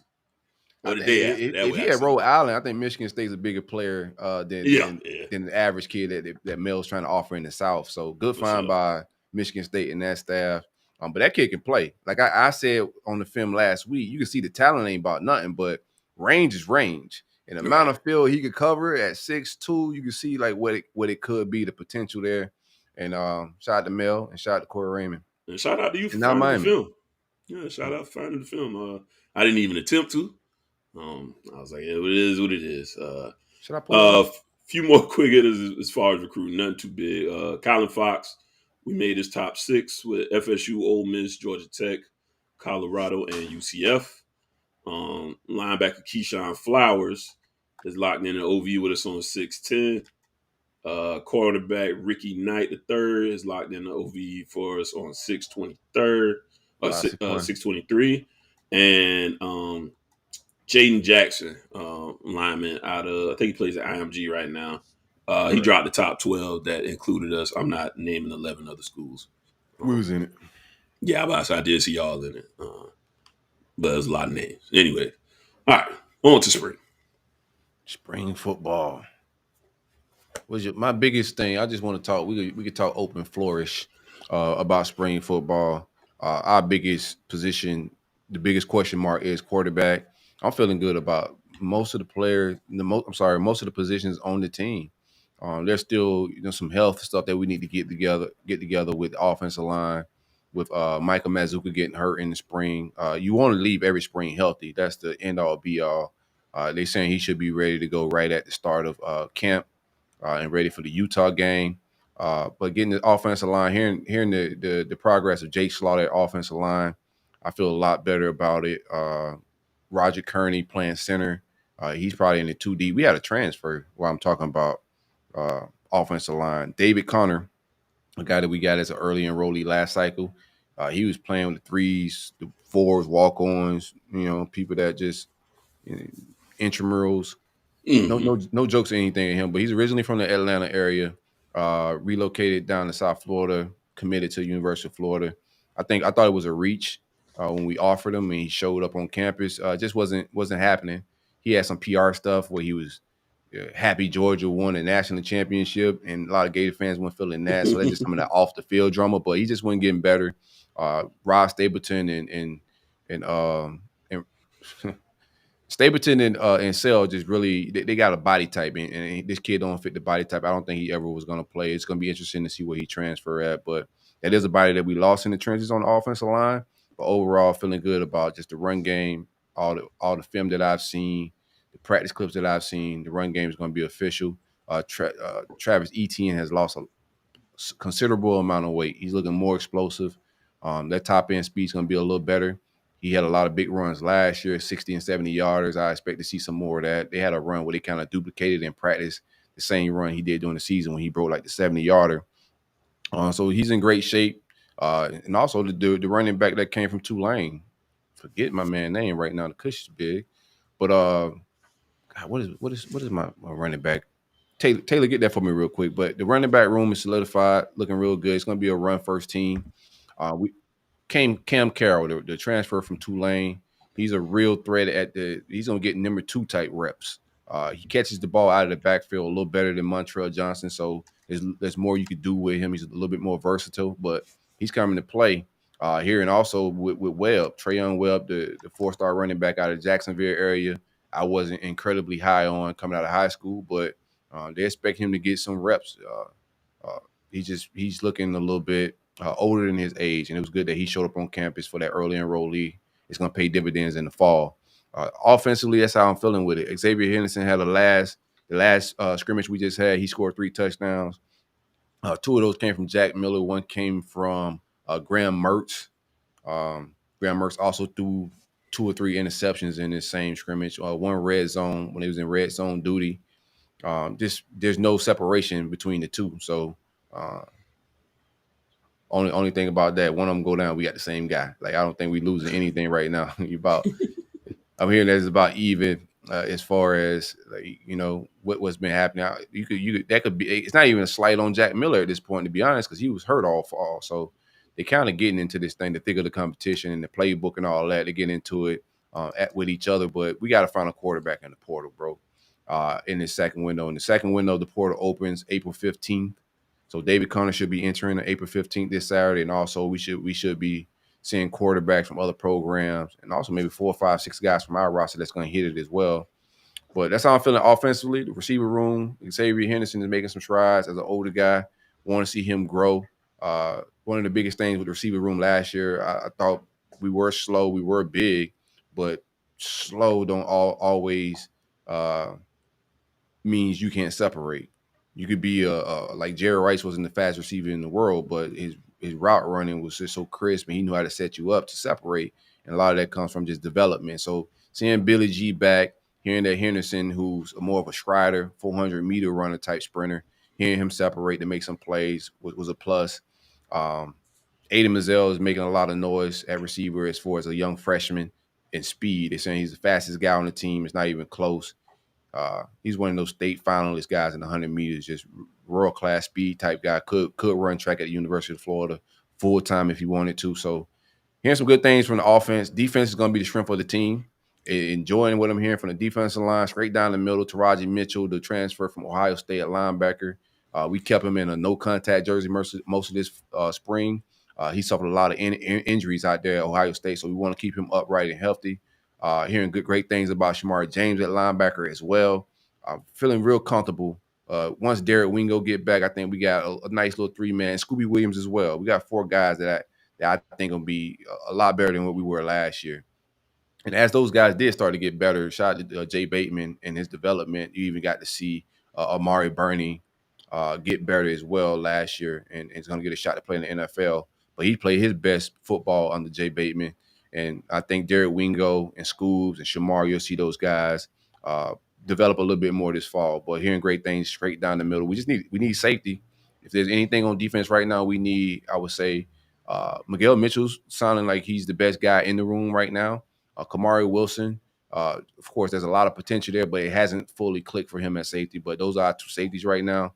Wouldn't mind getting a solidified starter somewhere out of the portal to come in, off on some NIL bucks to come play 1 year at the University of Florida and then slide off into the sunset.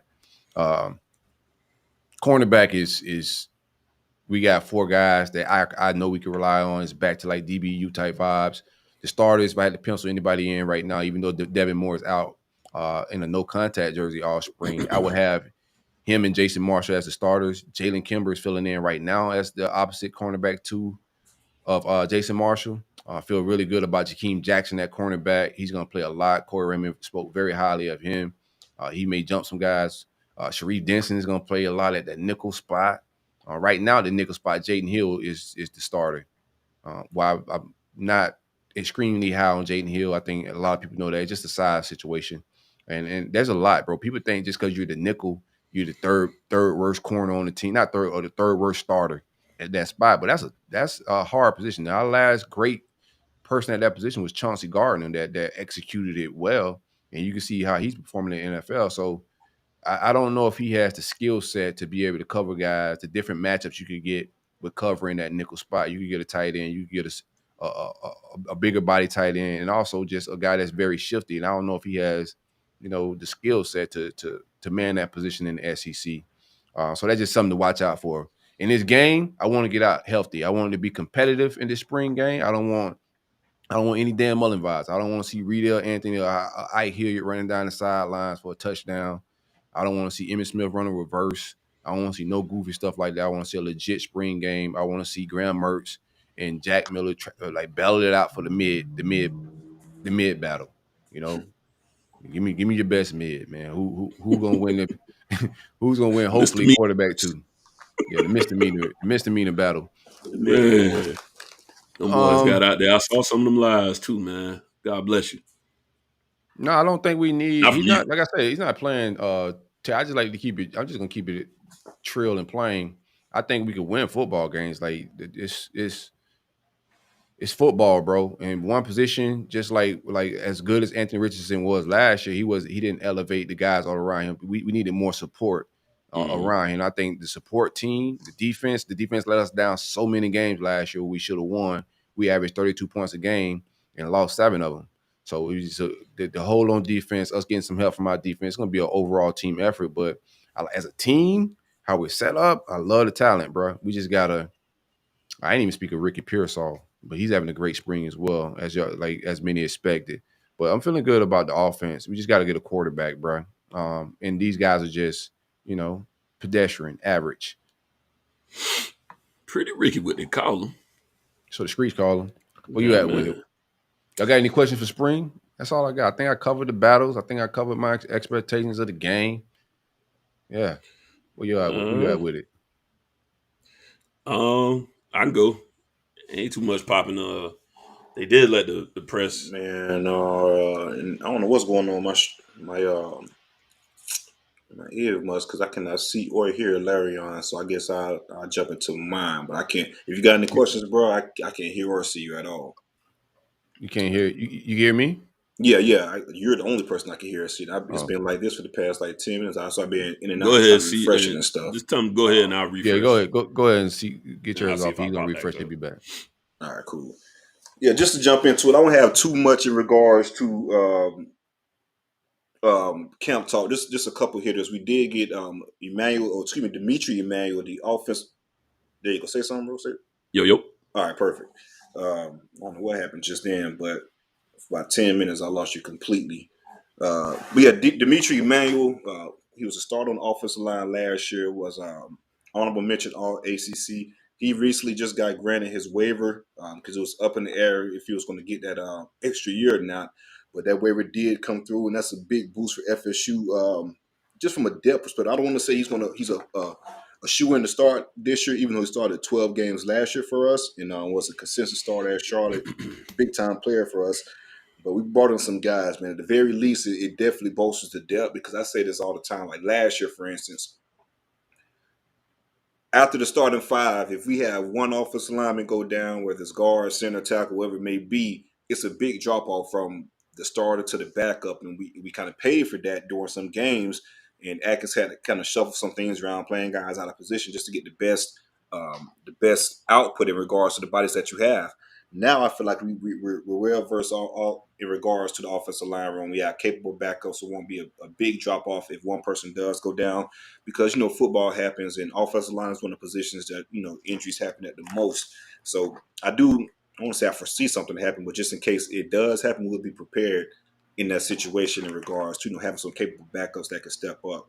But we have 3 offensive lineman that made all ACC in the top 8 offensive linemen. Returned 14,000. This is a cool stat by 247.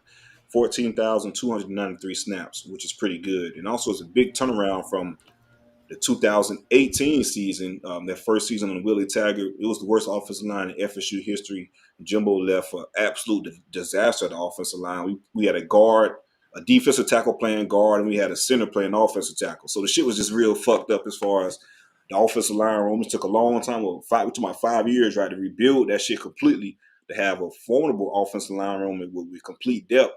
But shout out to Coach Atkins, man. It was a while to do it, but he did it. He flipped the offensive line room, man, especially looking back to how bad it was 2018. We were literally the worst P5 offensive line in the country from every statistical category. It was that bad. I know we give Willie flack, and Willie, he was, terrible in his own right, man, but he came into a fucked up situation. Jimbo really left some bad juju. He knew what was coming with the offensive line. He struck when the iron was hot and got out of there, and took that Texas A&M deal. So to see the offensive line back to FSU standards is pretty refreshing. For me, just from a perspective in regards to spring, I want healthy for sure. I want to be 100% healthy. That's the main thing. But I want to see the battle between this offensive line and defensive tackles, because we got a lot of new bodies in the defensive tackle room along the offensive line. So that's the main thing I want to see. Also, just the rotation with the defensive line. That's one of the big issues we had last year when Fabian Lovett got hurt and a couple others got hurt. Teams were able to run the ball down. I know my boy Larion with Fabo, right? Teams were able to pretty much do what they want to as far as running the ball, because we just didn't have the bodies within the defensive tackle room. Now I feel like we got bodies there, so to see those guys produce in the game setting would be refreshing for me, and just staying healthy. I want to see receivers as well. We have Michael Pittman. He's out. He's out in spring. He's out the spring practice as far as the injury with the hip. So I want to see how the receivers come along as well with some new faces in that position, because we have Michael who's out. Pokey Wilson is gone now. We had Malik McClain, hit the transfer portal. He's at Penn State now. So the wide receivers, I want to see how they gel and step up in regards to the injuries we have and guys that left due to the draft or due to the portal. That's all I got from camp, man. But yeah, it's going to be pretty exciting. Really excited about that tailgate, especially when I got that P-Dub news. But yeah, just stay healthy. That's the main thing, man. We talk about it all the time. If we come out healthy, I'm good. Pittman, you said hip? Yeah, he had hip surgery, man. Michael Pittman had hip surgery. Man. Out 4 to 6 months, and that was you said that the week Groove it was here. You said that, so he wasn't here. Okay. Okay. Yeah, bro. So he's out 4 to 6 months with hip surgery, because I know I was looking like, where is he at as far as camp practices, and it was announced that's the reason why he hasn't been at camp. So a lingering injury from the season that kind of carried over to the tour of duty drills and got a little worse. So they went ahead and knocked it out as far as the surgery. And yeah, that's a big loss. I'm a Micah fan, especially not just the receiver catching the ball in general, but everything he did intangible-wise. This kid was a dog blocking. Dirty work kind of guy. Yeah, dirty work. He grunt work kind of guy, which what you need from a team. Punt return, you guys know punt return was one of our main concerns coming to last year. And, he was able to field the ball and do some stuff with it. So, yeah, Pittman was a big loss, not just from a receiver production standpoint, but just a football player in general. Gotcha. What's your quarterback? What you want to see from the quarterback position? I know what you're getting out of Trav, but I don't want to see shit from Trav. He ain't even got to practice. I don't want to see him in the game. You sit down, put the baseball cap on, and coach. I do want to see Tate be more consistent and just be more consistent. We have flash plays with Tate, and then we have plays like he revert back to like the old days. Tate, if he could be more consistent with a good play, that's the main thing I want to see out of Tate is just consistency. AJ Duffy, I just want to see him step his play up in regards to getting pushed by Brock Glenn, because that freshman, he's been making a lot of plays this spring, a lot of mistakes too as well. But you see the talent and you see the you see the future of Brock Glenn. You can see what he can be. So I want to see AJ Duffy, kind of take the competition personal, and step his game up as well. So that's what I want to see out of the quarterback room. Tate Rodemaker be more consistent, and AJ Duffy step his game up in regards to the competition that he has behind him. So you figure you'll get a chance to see all three this Yeah. I don't think we'll see Trav that much. I think he'll play, get his feet wet, but I don't foresee him, get a majority of the reps from the spring game at all. Gotcha. Already. All right. Well, let's see. Spring game. I guess I'll start. First. Well, obviously we've improved the O line quite a bit. Some of the more positive feedback that I received is the push they're able to get up front. Yeah, I take it with a little grain of salt though, as far as the running game goes, because we are a little thin at defensive tackle, especially right now in spring ball. Guys being held out, so they're playing probably up against more of my go-kart package, so they're not facing the bigger body guys. But I know one of our huge weaknesses last year was the ability to get the blocking and run game going at all, even previous to injury. Regardless to us losing some offensive linemen, I thought that was just a blaring issue.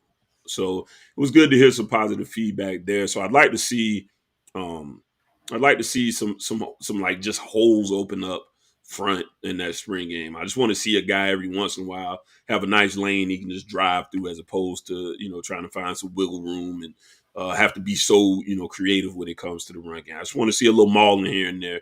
Just say, here's a seam, take it, and have some guys hit some of those holes. So that's something I'm looking forward to, or would like to see. Excuse me.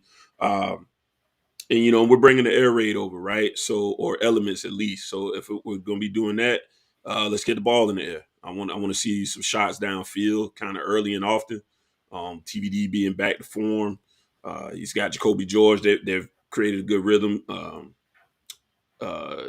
And Kobe Young, excuse me, is actually what I was thinking about. But Jacoby George has been doing this thing too. So I'd like to see, him getting back in rhythm with Kobe Young. They were doing pretty well with some of those deep shots. Kobe Young, I like just the way he goes and gets the ball out of the air. So we're going to bring some of those elements. And that's part of TVD's best part of his game is the deep pass. So let's get back in rhythm with that. Restrepo and TVD seem to be back in step. So I think this passing game could show us a little bit of some of the rhythm we could create. Again, we got to stay a little healthy there. I think, we brought in some guys that could play the slot well. A guy like Ray Joseph, who I expect to get some PT this year. But you all know rhythm is a big thing. So if they're in sync, you kind of want to keep rolling with those guys and spell them as little as possible. But I would like to see, because one of the major themes I've been hearing around the campus is extra work. And that is really a big culture change. And it's really infused by a lot of these young guys. So with that being said, I want to see the extra work pay off. I'd like to see these young guys get their opportunity to get out there and show a little flash and show why they may have been some of these more higher touted, highly recruited guys. Jakari, excuse me. I definitely want to see some of the improvement I've heard around the program from him, as far as his read and react being a little quicker. His accuracy is supposedly improved. These are all good things to hear. I just like to see that in action, because if he can up that to up that level of his game and that part of his game, we already know what his legs can do, so he can really be a very dangerous weapon. Good arm, just great physical attributes. Just needs to put the whole game together. So I'm definitely looking forward to Jakari going out there and completing some passes, maybe a few strikes downfield, and showing us that, hey, third year here, I'm really making some strides and going to be a viable option at quarterback next year. The running back, I won't expect to see a lot there, just because Chaney's finally back, but he's coming off an injury. Said that he probably still needs to lose a little bit of weight, but he's looking good in practice. But probably could use a little extra conditioning and maybe drop a few pounds just to kind of get himself in game shape. So I don't expect to see a lot out of the running game in particular. Last year we had a walk-on that was kind of shining. So we may see something like that again. I can anticipate, because you still got Trevante Citizen in like a whole full leg brace. And then Mark Fletcher isn't on campus yet, and nor is Chris Johnson. So Wouldn't expect a ton out of running game. I actually think we're going to probably just pass the ball around a lot in the spring game as well, which, a spring game could be fun. It definitely could be fun for that type of environment. Like I said, and then you're going to be dealing mostly with, I think Chaney will get pulled pretty early. And Parrish will probably get pulled pretty early because we're already thin. So you'll probably see way more walk-on type guys on there. But if the O-line creates some creases, that'd be fun too. Flip side of the ball. Actually, let me stay there. Let me stay on offense for just another second. I'd like to see Jaleel Skinner get out there and catch 4 catchable passes. Just catch them. Go 4 for 4 if they target him. Catch these balls. I kind of heard little whispers he's having some confidence issues, and I'm like, man, you that dude. Get it in your mind. Get it in your mind, man.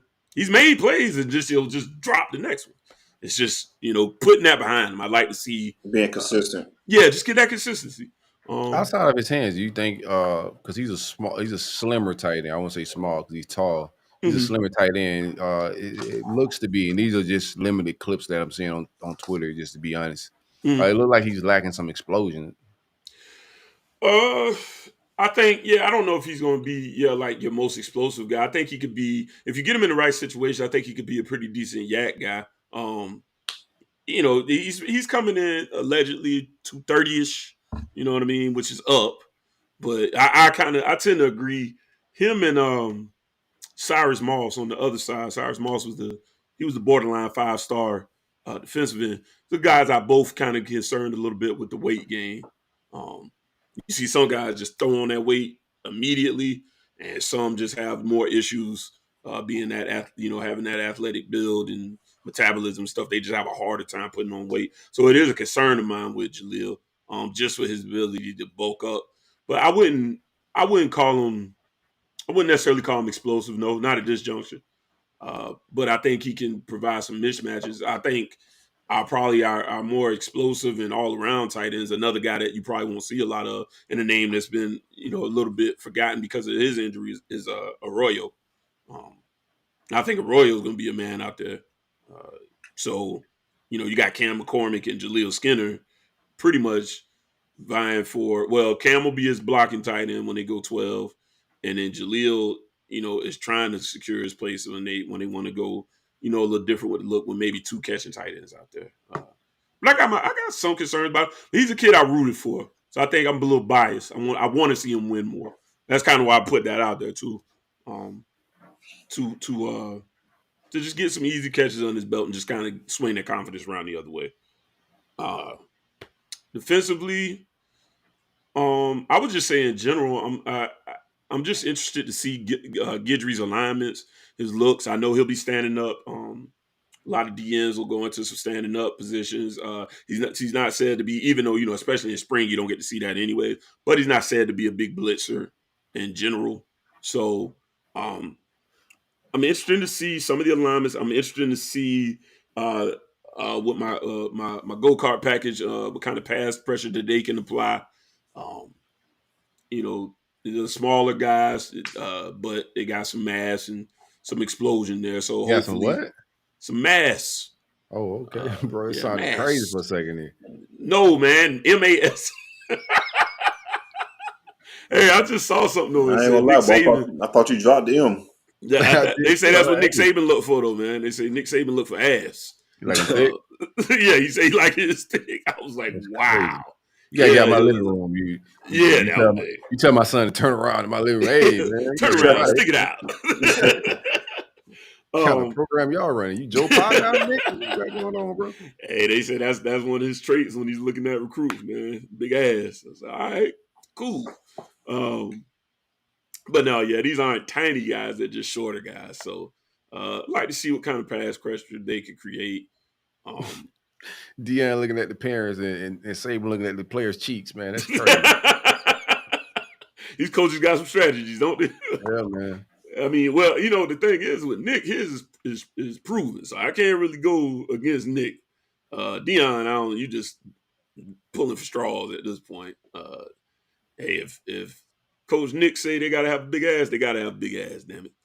And that's just what it's gonna be. He got the titles to prove. And I would say in the The linebackers, I think, were improved definitely up front with the starters. I want to see actually the backups more in this game is because it's going to be Bassane and Kiko. Those are going to be our starting linebackers, and I'm comfortable with those two rolling out there. I've heard a lot of good things, so I'm comfortable there. Like to see, how Flag looks with his, trimmed down somewhat. My boy D-Rod said, "What's good, fellas? Skinner and Moss need to get on that PB&J plan this summer." Yeah, that's a fact, man. Yeah, I'd like to see the backups and how improved they look there. I think the room in general is better, but it's still really young. Bobby Washington is the name that he's been raising up the depth chart. Really explosive kid. Only concern about him is, going for kill shots all the time. You got to learn how to wrangle it in some and learn when it's time for a wrap up, just simple takedown type. Especially in today's game, man. You can't be knocking people's head off. Not in college. This isn't high school no more. Yeah, that sit you down somewhere, man. Defensive end, I like to see some of the depth there too. I've been told that we got some depth there.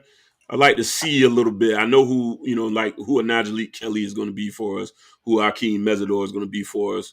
I'd like to get a little further down that depth chart and see if there truly is going to be bodies that we can rotate in and out there. And I go cornerback. I just like to see anybody step up somewhat at cornerback. Chris Graves Jr. is my guy that I think, man, if he could really elevate his game. He did come in as a young kid, number one. He was like 17 when he got there to begin with. I just need him to put all the tools together. He could help raise the floor of that room. It would make me feel somewhat better. But my gut says he needs another year. But it's about all I'm really looking to see to get out the spring game, man. How your transfers looking in spring? Talking about the guys that we already brought in. How a couple of them looking. Yeah, man, athletic. Well, so far they're getting some burn, and that's the thing. I think Mario made the point of saying he just said, he want to get more bodies. Period, a little bit of everywhere. These guys really, honestly. Even like we talk about Gore and Branson Dean are the guys that joke about the go-kart package. Well, they're the diet boys. Diet? I don't know. They don't know diet. The vegan boys, my bad. Yeah, hey, 3 something. One of them is for sure. I know Gore go for 3. Is what they got him listed at. He's like 6'2" though.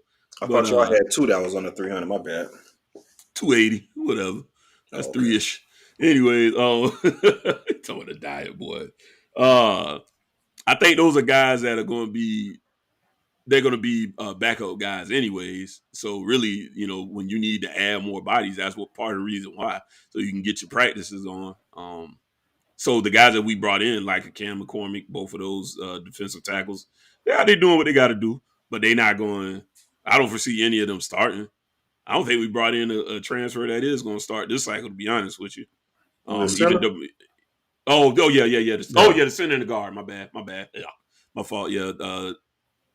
But if you look at Damari Brown, I dodged the bullet with that one, boy. Oh, that'd be all right. Man, listen, I ain't perfect.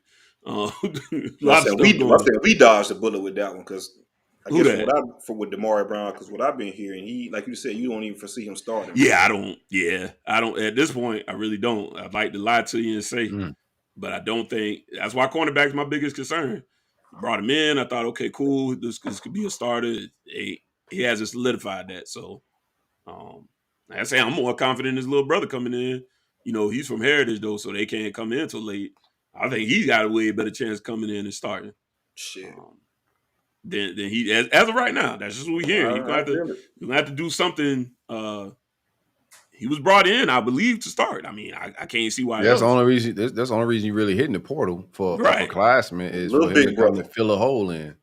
Right. I think Lil Bro end up has a much better chance. So, I would say in general, I would say there's been depth pieces added, but no, I wouldn't call it any impact pieces added this year. Gotcha. That's why defensive tackle is going to have to be a focal point in this cycle. We got to get bigger. We got to get bigger at that position in general. You need to call Manny for some advice on the portal. Yeah, no doubt, man. I told him he could come back be an assistant. He ain't feeling it. I feel feeling that. Yeah, it's pride. Don't let pride get in your way, man. Let's talk some national news. It's still crazy to me. I did not know Nick Saban like his football players with BBLs. That's just insane to me. I had no idea that was a thing. Well, so you know a perfect surgeon. I know just the guy. Hey, Nick like him thick. That's hilarious. All right, let's play. Let's get into some national news. Hey, y'all, pound that like button. Subscribe. If you're listening to on Spotify, Apple, any of those services, make a YouTube account. Go subscribe. Show us some love. We're building up that audience. We're building up our whole visual side of the platform, man. That's the future. So help us out a little bit. Deion Kemp, man. Shout out to all the Deion and the Colorado folks that gravitated towards Deion and watching this journey. I've been watching their spring football. We all been watching. I'm just gonna share this screen real quick. You ready, Taylor? Taylor, make sure you share. I'm gonna share it, and you gotta share it as well, or if people won't see it. But here we go.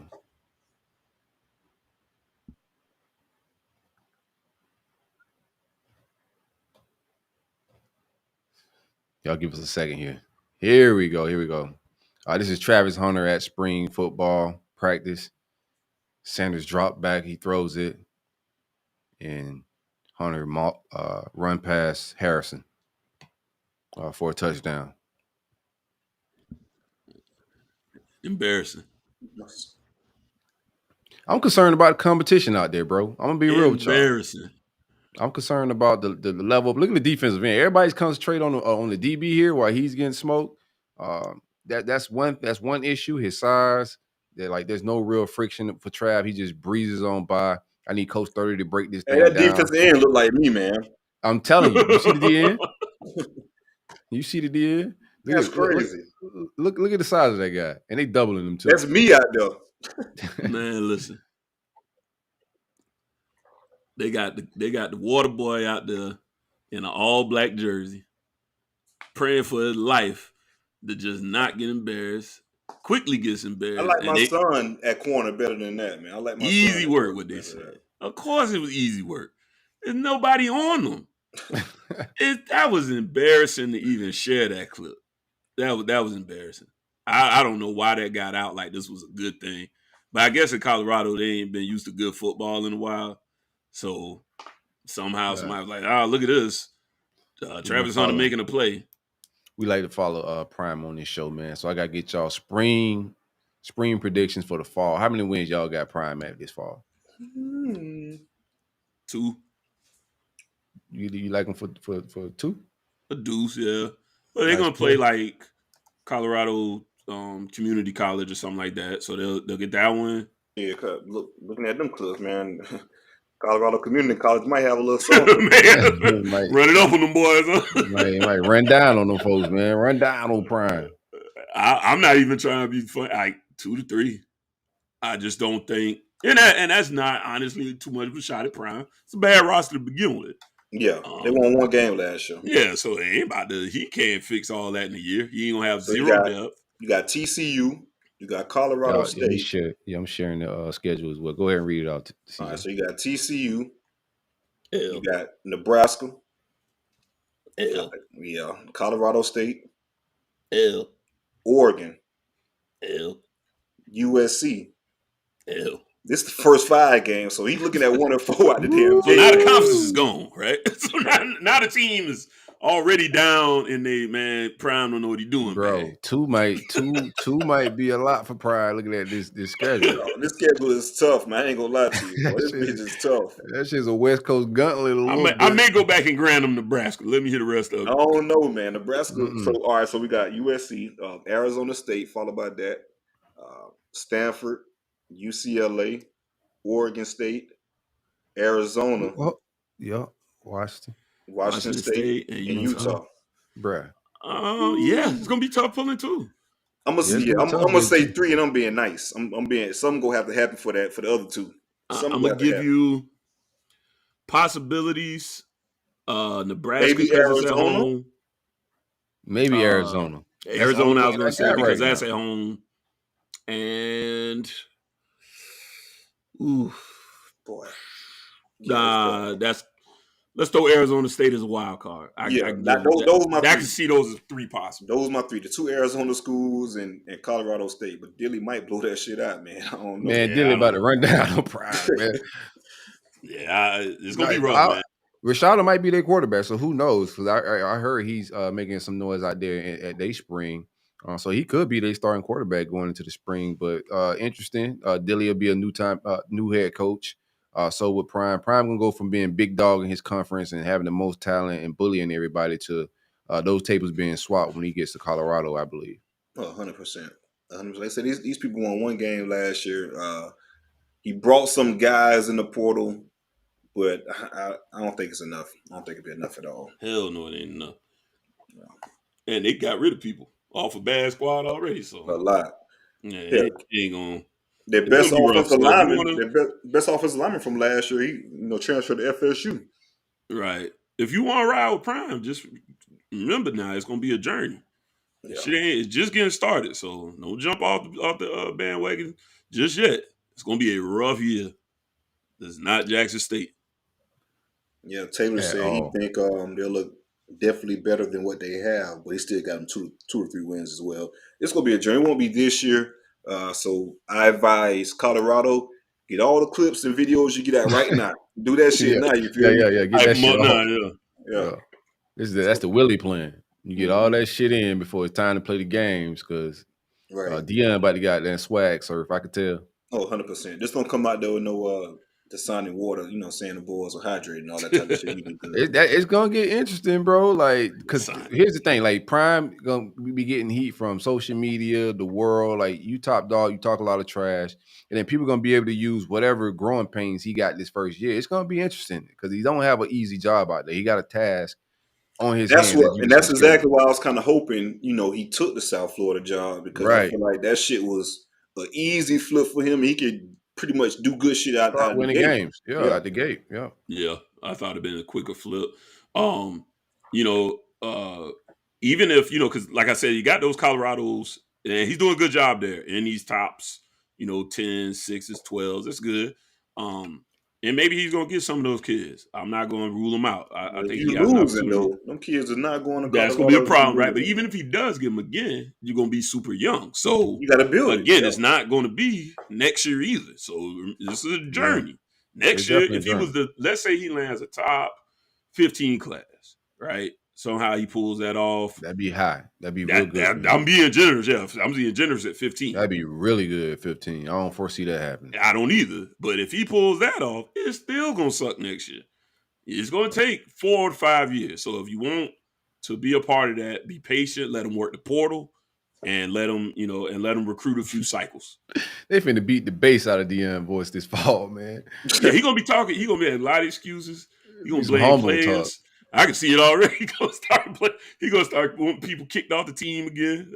Whatever, we gonna see.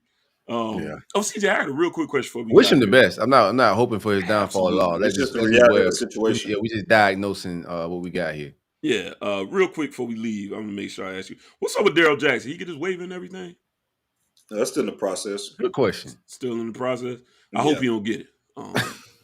A lot of y'all. I hope he don't. I'm supposed to lie. I hope he don't. I'm with you. Yeah, I throw some energy towards that, brother. Yeah, I had no idea that was still a thing, man. So let me throw some negative energy towards that. Left me. I feel like Wolverine sitting on that bed looking at that picture, man. I feel you though. Why you leave me, big dog? I feel you because he's definitely been dominant in camp. To say the least, man. So. And we had to replace him with 2 guys to try to make up for the size of his one self. Yeah. Stack them boys on top of each other's shoulders and try to come up with one. No, so when I went to practice, man, I'm telling you, he was one. Just from a physical standpoint, like this dude is huge, man. Like he really fucking stands out. Like he looks like a damn NFL defensive tackle, like legit. You feel like he gonna get cleared though? Y'all in the clear with that? They're confident. Yeah, they're confident. They're confident. Okay, cool. Yeah. Yeah, they don't hardly turn that stuff down, but it happens. Yeah, NCAA ain't got a whole lot of rules right now, but I mean that's the case with both of the Ole Miss quarterbacks who will be transferring. Like they both have to sit out a year technically. We don't know how willy-nilly they're giving out those, but anywho, let's play this video, which is who is Coach Mark Taylor of Speed Edge Sports. I guess he's like a 7-on-7 coach. Something of that nature. Former DB I heard he's for like UGA. Yeah. Former DB. We'll get some takes off about all of that post. Apparently, he's friends with Mike Norvell, according to Miami Twitter. So let's play this clip.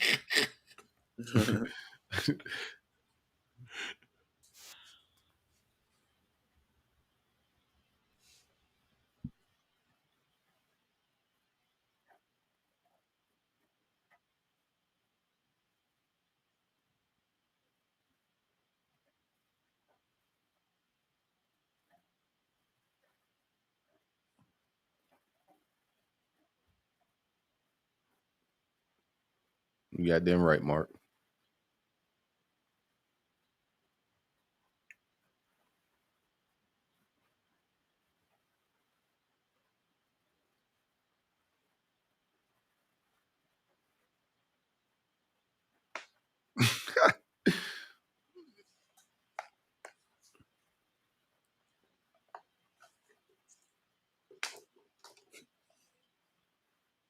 Mark said he took over Atlanta. Whoa! I didn't hear that. I never got to the end of it. Hey, you might have to play it again because Taylor's saying he doesn't see it or hear it on his end either. He didn't see it or hear it on his end? No? Nah. All right, let me replay it. Oh. Man, we still sifting through this particular process. All right, send me. I closed the clip out too, so I gotta let me read. I gotta find this clip, so I'm gonna find it on Twitter real quick. Yeah, Mark's a wild boy, man. That's the easiest way to do the videos. Pardon us on our fumble of the technology right now. This is all fairly new to us with this app sharing the screen. So give me 1 second. I do want to share this video. The one I sent you, I think, was from Twitter. This is like Mark Taylor, right? Yep. Easy grab on Twitter, bro. Me.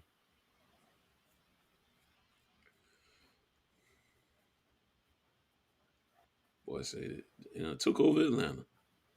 Boy said he took over Atlanta, boy. I'm like, what year was you last in Atlanta? Right, seriously. It had to be like 30, 40 years ago. More than that. Probably since last time we played at Georgia. Probably the last time you've been in Atlanta. We was playing at Georgia. There we go.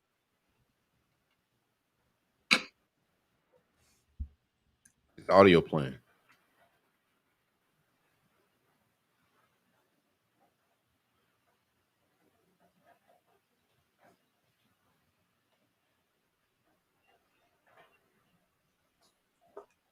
And just got a conference with the legislature, real estate thing and all, in downtown Atlanta, staying here at the Omni Hotel over by the CNN. Ain't seen a white person in sight. Homeless ones on the street. Every restaurant looking in here is black. Every car beside them is black. They can have Atlanta. It used to be a fun place to come to up here. They can have this place right here and stuff. Ain't no way. Ain't no way. Just need to. There's your. Yeah. Well, it was just a sign up there. Had Obama and all them on there. And all them. Yeah. That's all that's up here. That's all that's up here, man. And stuff is just crap. Yeah. You and Borf need to come up here and go hunting. Yeah. And stuff, man. Ain't nothing here, dog. Ain't nothing but blacks up here. That's all it is. Atlanta's done gone down, man. Just I can't hear it. Let me know if it restart. Bro, You good? look at this nigga trying to pull out in front of me right here. Good. Look at this nigga trying to pull out in front of me right here. It's still playing. Hey, did you see that tree right there? Yeah. Did you see that tree right there? Roe will hang you from that tree. Yeah. Ro getting blasted all over this damn thing. Ro probably like, man, the fuck you put my name in the video for? What did they fuck me for? Ro at the house. Yeah, Ro, you wouldn't believe it, Ro. Ro said, man, you ain't heard him ordering the chicken wings? Nah, didn't hear or like that. To me, it's a lot there, but the egregious part of it. This dude here, he trains black athletes every damn day, though, man. He making a living off of trying, black athletes. And secondly, like Atlanta been black for a long time, bro. I don't know where you been at, bro. But if you travel through Wakanda, Georgia, it's been that way for a little minute, my man. Told you he ain't been to Atlanta since he drove home from his Georgia playing days. Yeah, man. Said they done took it over, man. Left man feeling bad. But see, now moving forward, though, man, they got to hold the parents accountable now, man. There's no way in hell you can take your kid. Work with them. Yeah, it's dead. It has to be. You can't talk to my son. You gotta you just can't work in our community, bruh. For anybody to speak about any other race like that, but you're going to Atlanta, you're putting this on social media. They're getting bold with it. Like a lot of these people, usually you have to record them. He recorded himself and put all this out on Instagram for everybody just to see it. And then at the end, he's talking about we need to come out here and go hunting, which I think is on a whole nother level of disrespect, man. I think I think Rowe must leak the footage or something. Because everything he was shooting, he's talking to Rowe, and he's like, sending it. Somebody, you done pissed somebody off, and they got your footage out there, man, and you just kept dropping your mixtapes of hate and ignorance. It's not on his personal page? No, everything I found was like, what I found, it looks like it got leaked. But the problem is, no matter what, you shooting videos and sending them to people. Now, Rowe clearly is receptive to this, but somebody ain't. That's all it takes is one. You can't. Somebody in the circle was like, you gotta get him out the group chat. You gotta start. Somebody in the group chat was like, yo, what is he talking about, man? And hence his downfall, man. He ain't gonna apologize though. All right, on some real. It sucks that this got out public for him, but imagine the things in our group chat if it got leaked out, like how people look at us, things we're saying amongst like our friends. Like I know we get some agree. We have to like put Larion on timeout just for they do it to me all the time, man. They don't never let me have no fun. Every time I say something, I was just telling somebody at the job today, Larion, you go too far. Larion, you go too far. Well, I say y'all can show me too far on the map, and I will agree with you. But I never go too far, man. I just take it there. That's all. I just take it there. Thank God that shit don't be getting leaked. I'll stand by it.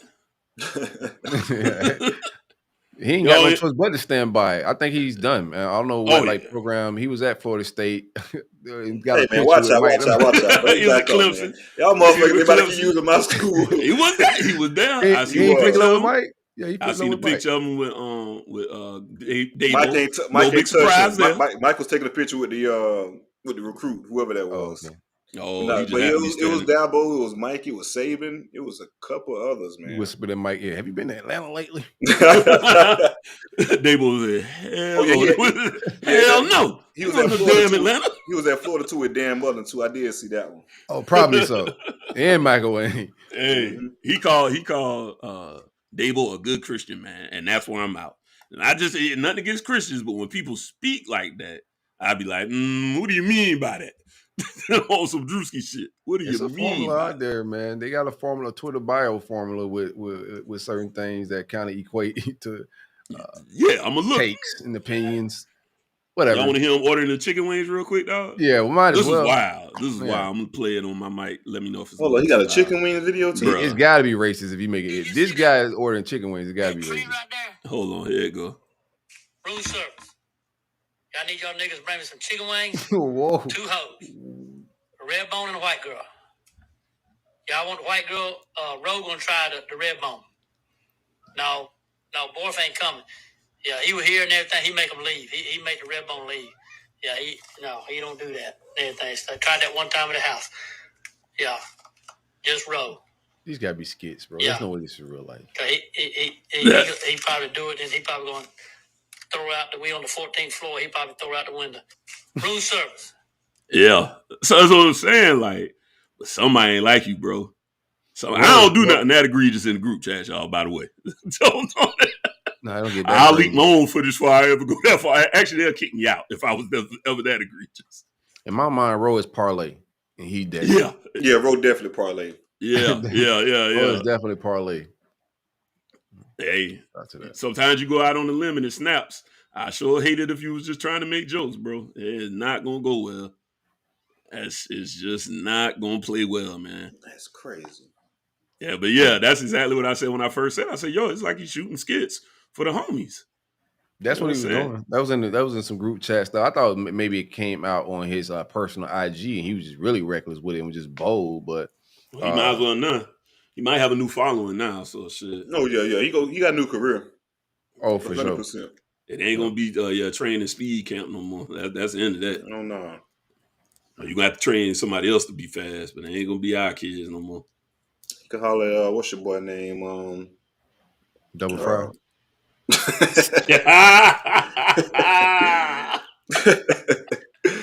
Oh man, I had to, bro. Man, it's right there. Popped it at the rim, bro. Sometimes on the rim.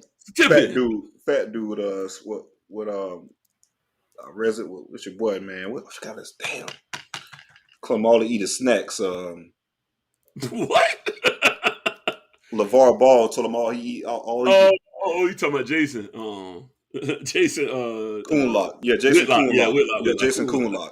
He could definitely get in the bag with Jason Coonlock. He could teach him ropes and coach him up for sure. Yeah, Jason gonna tell him, you're right. It ain't nothing but him up there. Yeah. You know? You gonna roll out to come shooting.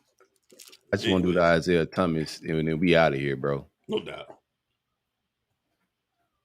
Isaiah and Thomas and my man Michael Jordan been going back and forth. It's just been mostly just Isaiah himself just getting his shit off and educating the people. They divide between him and Mike. Yeah, and they paint a picture of Isaiah, man. Isaiah said, "Nah, bro, y'all go hear the real story." A lot of y'all favorite players I put in the blender a couple times. I need the whole clip. I want to make sure I got the right one. I think the one I sent was the Stacks where he looked out for Stackhouse. Like a Stackhouse. Jackson, Steven Jackson. Yeah, Steven Jackson. Yeah, give me just a moment. Y'all bear with us.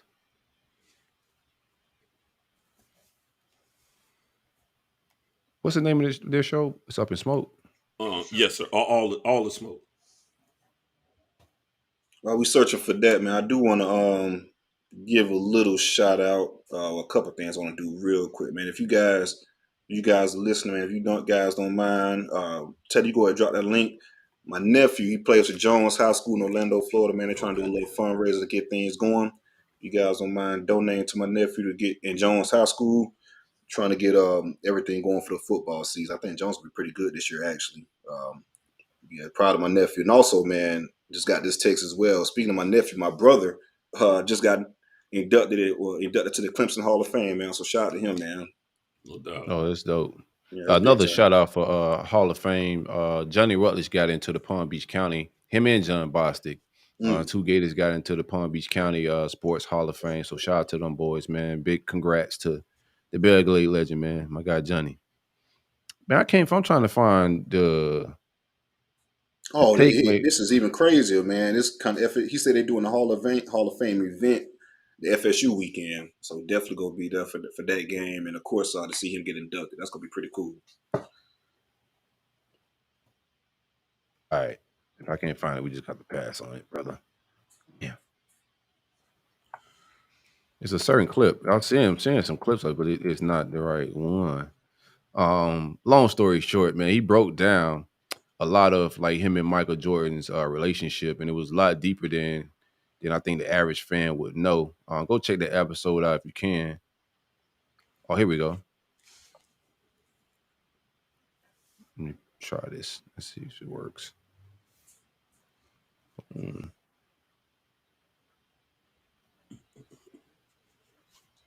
share the screen. Bear with us. Hit the like button, subscribe. Also, the Roll Up website is coming to y'all real soon, within like the next 7 days. So bear with us. We'll give y'all more information on that. If you haven't checked out the last episode with Tegan, she broke down a lot of the nuances and features on the site. All right, here we go. You gotta help us get them on the show. No. That's the question. So here's real talk, right? We in this brotherhood, Shouldn't have to go through all them loopholes. Our job and our responsibility is to come here and help you. Uplift. Preach, teach. That is our responsibility. That classified as black in the United States of America. Taking it deep on you, yeah. Our job is to come and help each other. Now, that being said, he needs to sit here. He didn't get into the whole clip. That we'll say we'll do it on another show. That wasn't the whole clip either, man.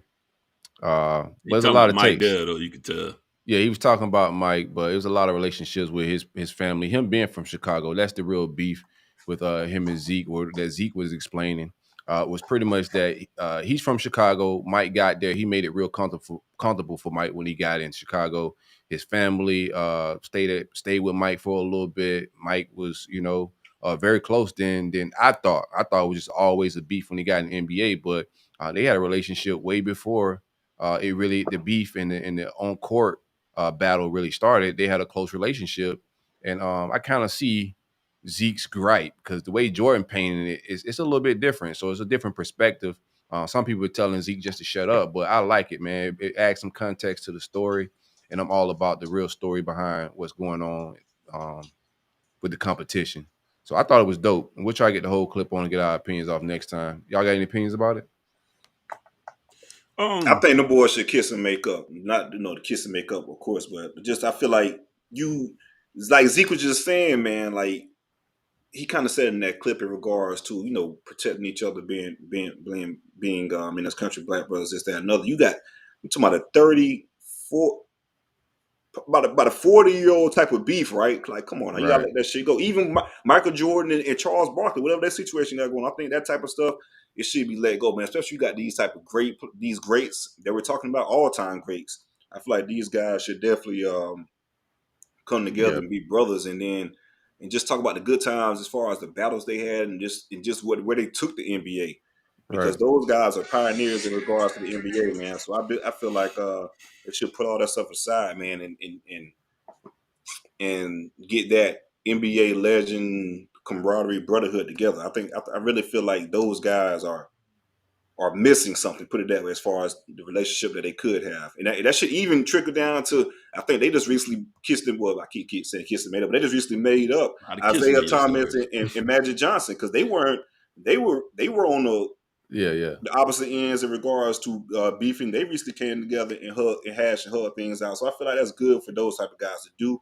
I think MJ, but Michael Jordan, he ain't really going for that. This type of guy he is. But I think MJ and Isaiah should do it, and Chuck and MJ as well. And Chuck I'm with it. I think he's supposed to truth there in it. And I think Mike is changing as he's getting older. I think he's softening up some of his stances on. Is he? Because he's, Man, Mike's still stone cold with it, bro. I don't think he's. I think he's getting there. I ain't say he's there yet. I think he's starting to, because Mike's so super competitive is the problem, and that's where his ego gets in the way. He just always has to win, even though half the time it's not really a fight. So yeah, he should be sitting down at all the smoke. If Isaiah go there, if Magic Johnson could go there, you could go there. And like Isaiah said, we in this fraternity, NBA, black men in America. Don't be above us. Everybody want to call you the greatest. Cool. Come kick it though. It's all good. Everybody here gonna say the greatest. People acting like Zeke win him though. Zeke was one of them guys, bro. That's like right. He said right. That's the thing. People feel like Zeke was a scrub, and he pretty much reminded bro. Like Larry Bird, I put his ass out. Larry Bird, I put his ass out. Michael Jordan, I put his ass out.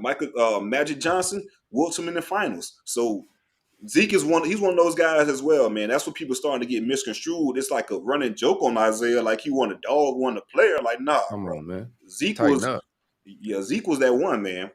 For sure. Revisionist history. Everybody remembers stuff real fast, and they called him a babyface killer, man. Nah, Zeke was a heartbreaker. And Chicago fans him and Joe Dumars was killer. Like, yeah. Like, what are you talking about? Mike said that's who he hated playing the most was Joe Dumas. He's like, that was the most irritating defender I had to go and play. So it was no joke. You know, people a little younger don't realize that, but I remember the Detroit Bad Boys. They were a team to be reckoned with, and it was definitely his team. He was definitely El Capitan, and he was getting it done. So yeah, the rest of them guys might be playing with. Rest of them guys he's playing with plumbers, so you know, like y'all better put some respect on Zeke's name. Yeah, real estate agents, congressman. All right, we out of here. Let's go. It's cat shout outs. Any shout outs, man? Shout out to everybody hanging out with us. every single show. Shout out to my Belgrade Muck brethren in the comments. D-Rod, what it do? We all gonna be moving to the evenings in May. We're gonna go to an evening time Sunday nights. It's gonna be a real hot summer, man. So we're gonna pull up and do some no cap style vibes to close out the off season, man. So expect that change coming in a couple weeks in May. We'll be shifting to Sunday evenings. Yeah, cool. Like I said, another shout out to my brother, man. I think that's really dope, dog. Just be blessings. Yeah, man. Nominated into the universe that you played in, get inducted to the Hall of Fame, and that's real dope, man. So shout out to him for that. Oh, and I forgot Cam Kitchens. Yeah, they put him in the yeah, that's right. All American as well. Yeah, All American. Yeah. So shout out to Cam. I forgot to mention that. Right. Yeah, Oakland. Not my guys. Osiris. Torrance Osiris got a brick as well. Too. Yeah. Consensus. You got to be a consistent All-American. You can't just be ESPN's All-American or Palm Beach Post. You got to be a consistent All-American to get that brick. So shout out to him. Pulled up 1 year. Neither of the Pouncey's got one of them bricks. So he's in an elite category of offensive guards, man. That's what's up. We out of here, man. Y'all know the vibes. Like, subscribe. We're gonna chop this episode up. Short form content on all platforms: YouTube, Instagram, Twitter. Share all of our stuff. It's the vibes, man. We out of here. Taylor.